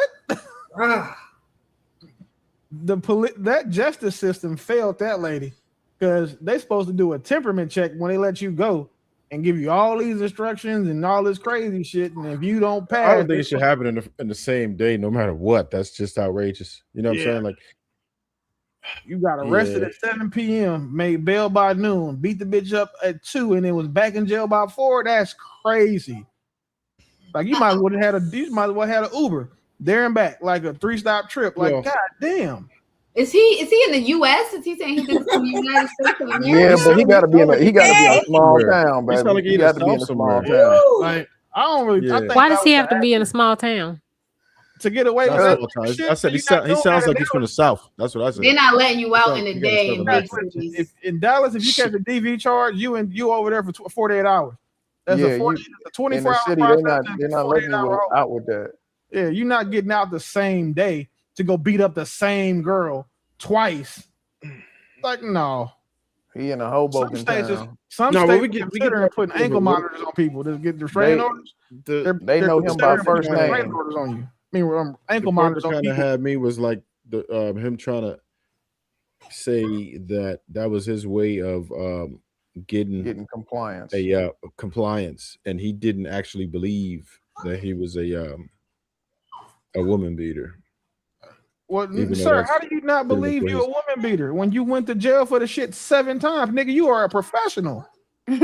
Now, and who are the emotional people again? This is an exception. Oh, so listen, wait, see, Bo, you fuck up when you do this. What? Why? So are we gonna act like men like him are not overly emotional? No. But what your thing was trying to say, like we're women. No, you know who the emotional ones? The ones who were raised by women.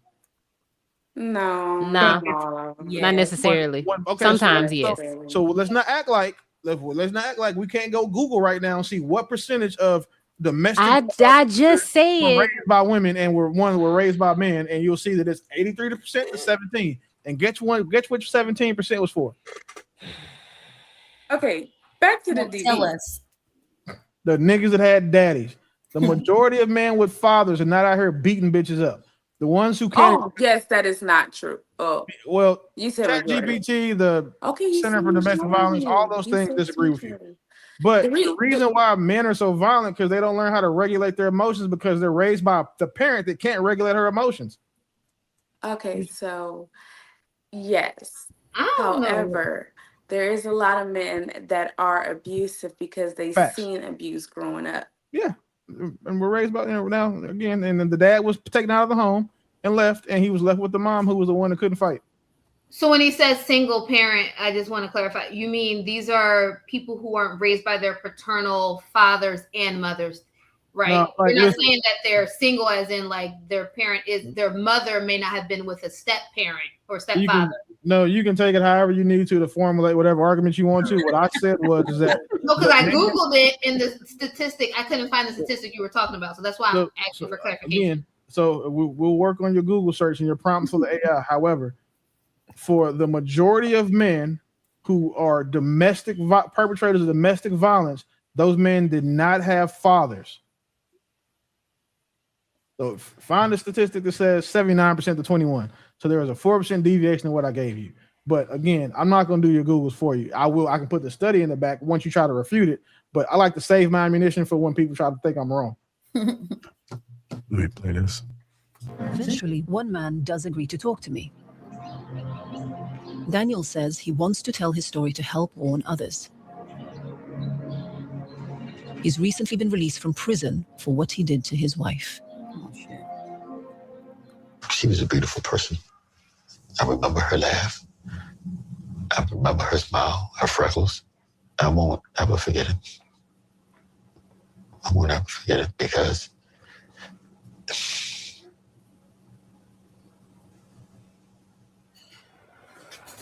Daniel says before he met his wife, he had had a very troubled childhood and became a drug addict. He was in recovery when he met his future wife. in hindsight, I was masking a whole lot of feelings that I was trying to run away from. And she ended up becoming a scapegoat to a lot of the feelings that I was trying to run from. He started to develop feelings of anger and jealousy and became very controlling. She felt like, I remember her saying that she felt like she was walking on eggshells with me. What was that like for you to hear that? To hear your wife being afraid of you? I didn't care. I didn't care. It made me feel like, this is what you're supposed to do. You're supposed to make sure you instill fear in there, because if you instill fear in it, it's a controlling mechanism. Why did you need to control her? Because I was afraid that she would leave me. Mm-hmm. My biggest fear was the feeling of being abandoned. I didn't want her to abandon me. Daniel had a good job as a chef, but after he lost his job, he turned again to drugs. That was the worst thing I could have did, because I had lost all control then. I was a negative entity. The anger had infected my whole body, and we became separated. But I became obsessive.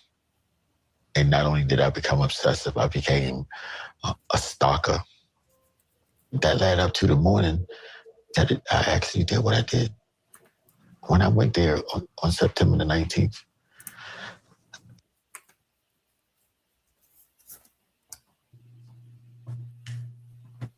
I wonder what that's building up to. That is so real, and women that, go through that and get out alive is, that's a thing. What he just said, my ex-husband said the same thing to me, later on. And he said the reason why he did that to me and isolated me from everybody because he was afraid that I was going to leave him. So having those issues is a real thing. He also seen his dad abuse his mother, but he thought that was a way of controlling you and keeping you in check and putting that fear in you so you won't leave. And for a long time, I didn't. So that is a legit thing. That those men's brains need to be studied because something that says, you know what, I don't want you to leave me, so let me beat your ass so you stay. Like the fact that makes sense. Like they study football players for CTE, they need to study like the effects of not having a daddy on these niggas is going upside girls' heads. He had a dad. Well, right. In your case, I like that. That's even worse because dad failed him even more. But that's crazy. Like that makes. I have a hard time grasping how that makes sense. Like I'm so scared of you leaving. Let me punch you in your shit so you stay. His mother could have abandoned him. Somebody in his life, to me, because he said he did it because he don't want you to leave. So that means somebody important must have left you. Yeah. That's what I'm getting from it. We don't know much about this man, but I'd be a terrible fucking psychologist because I'm just calling people. Some people have I'm glad you know that. Such a warped sense of thinking that they feel like that iron fist rule actually applies to everything. There are a lot there. I'm sure you've met people who manage like that, not understanding that you could reach people in other ways. Just like you said, you've made a conscious effort not to coach like that, but I'm sure you've witnessed other coaches that are like, I'm sure you've seen other coaches that are like over the top and rough with the kids too, and they think that that's their form of discipline. It's a different approach. I think it's wild and I would say psychotic, but there is a logic to it. It's an absolutely flawed logic, but there is a logic to it for the way that they're thinking, which I do not agree with. Did he unalive her? Yeah, that's why he went to prison. Oh, wow. That's why he remembers her freckles. He doesn't say I remember her. I remember That's her what he said September 19th, that day. Wow. Yeah. Anytime you watch those interviews for you true crime lovers, when they start describing the person and like what they remember in specific details, haven't admitted that they killed the person yet, that's a tell.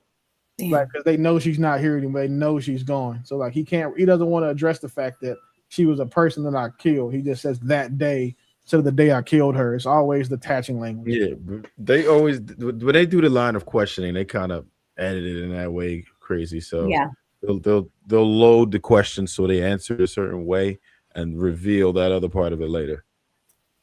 Damn. Yeah, that shirt looked like he's still not like, what do you call it? Not reincarnated. What's the word? Damn, I lost the word. That's crazy for me. Yeah, he's not came out of the time capsule. He's not a reformed woman beater. I still think with that outfit he had on, he's still. You know what? Stop. 100%. He probably slapped the lady asking him that question. Trying to figure out how he's out. I don't think he's out. Is he out? Yeah, he was on the side of the street. Yeah, he old though. Oh, Shit, damn. He's still dangerous at his old age. For murder. Some murder. I mean, it could have happened. Sometimes what do they give you? Like sometimes 15, 25. Like it depends on 10 the circumstances. 10 to 20. And if he was in his 20s, he's out in his 40s. Yeah, he's an old head. Okay. So don't hit women in Texas. Because once you get convicted, they giving you the full. And then you going to jail and having to fight every day. Damn.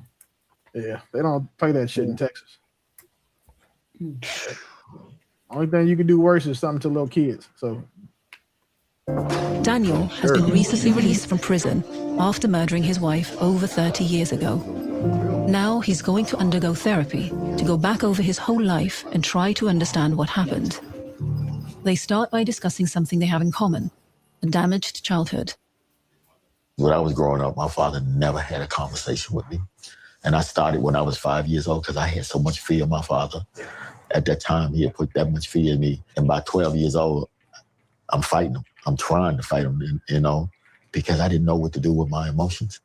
And that was something that we didn't have in our house. There's lots of people that have crappy upbringings, right? they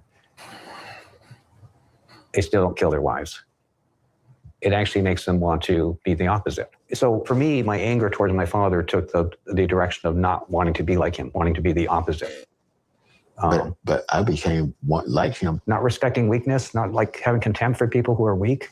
Yeah, I've cussed my mother out. I even destroyed some things in the house. Why were you angry at her? Because she wasn't there for me when I was growing up either. Okay.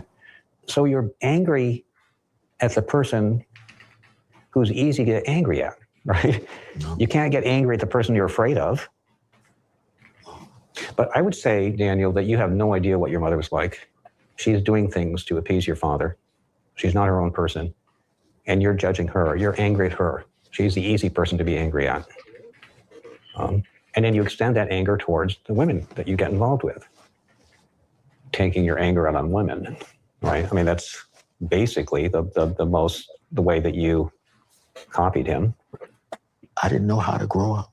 I didn't know what it took to be a man. I always heard this is what men do, but I didn't know how to do it. Most important, I own what I did. I live with that every day.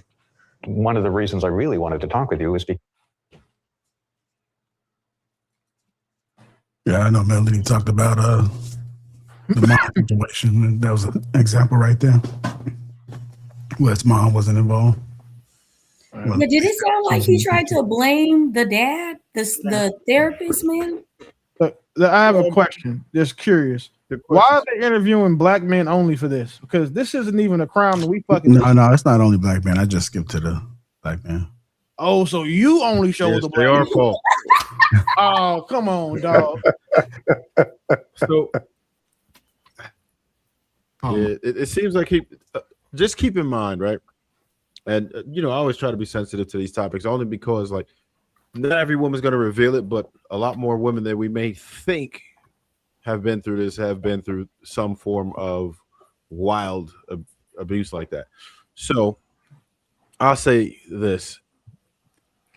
The line of questioning, because, many of us conduct interviews and it's according to how you are trying to compose your video is how you're going to load the questions, right? Because you want it to be, you're worried about the composition and you want it to flow in such a way where it's kind of plays out like a script. So a lot of times these questions are scripted in such a way to tell a story a certain way. And if it doesn't come out the way that you wanted it to, then sometimes you'll even alter the chronological order of the clips. So with him, he's asking questions that would lead him to explain what his thoughts are about it. I don't think he's ever really addressed it. He obviously had some issues, but the resources within jail itself typically aren't going to be that good for you. You're not going to come out healed, right? They're not going to be able to properly address that trauma. You're probably going to experience even more trauma in prison, especially if you're in Texas, like Willie said, or many other places don't respect men like that. And he, rightfully so, he might get his ass whipped a few times. So he's just going to experience even more trauma there. So by the time he comes out, he may want answers to this, but I don't think he really has answers to this. And I don't condone this one bit. I think it's crazy, but sometimes in order to be able to prevent some of these things, we have to kind of get into the perspective or mind of said individual who's the offender to figure out how you can tackle it in the first place. And people have different experiences. We'll both experience something traumatic and realize that this is something I never want to do. And then, your literal twin could experience the same thing and be like, oh yeah, this is it right here. Right. Some of us, we saw all of the D-boys on the block when we was growing up. And some of us was like, oh, hell yeah, I'm on that. And then the other ones might have paid attention to, the end results of what happens to that are in jail. And you're like, nah, that's never for me. So he's experienced these traumas and what happened with him and his trauma, just like people who were SA'd as a young person. Either one or two things happen. Many people are withdrawn, and then they have people who are sexual deviants or just hypersexual. So it's the same type of thing where one particular result could give you two completely different outcomes on the opposite sides of the spectrum. And in this case, unfortunately, he misdirected that anger and pain that he experienced into whoever he was close to, and that he saw as an outlet. All right. I can dig it. Yeah, we just had one super chat came through. It was Brother Numbers, a member, $5. Appreciate you. Want to thank everybody for tuning in tonight, man. We're gonna go ahead and cut out in the show. Appreciate that perspective, Trev. Hit the like button on your way out. Thank you guys for tapping in on the panel tonight and the people that are gone. Make sure y'all support everybody on the panel. And we out.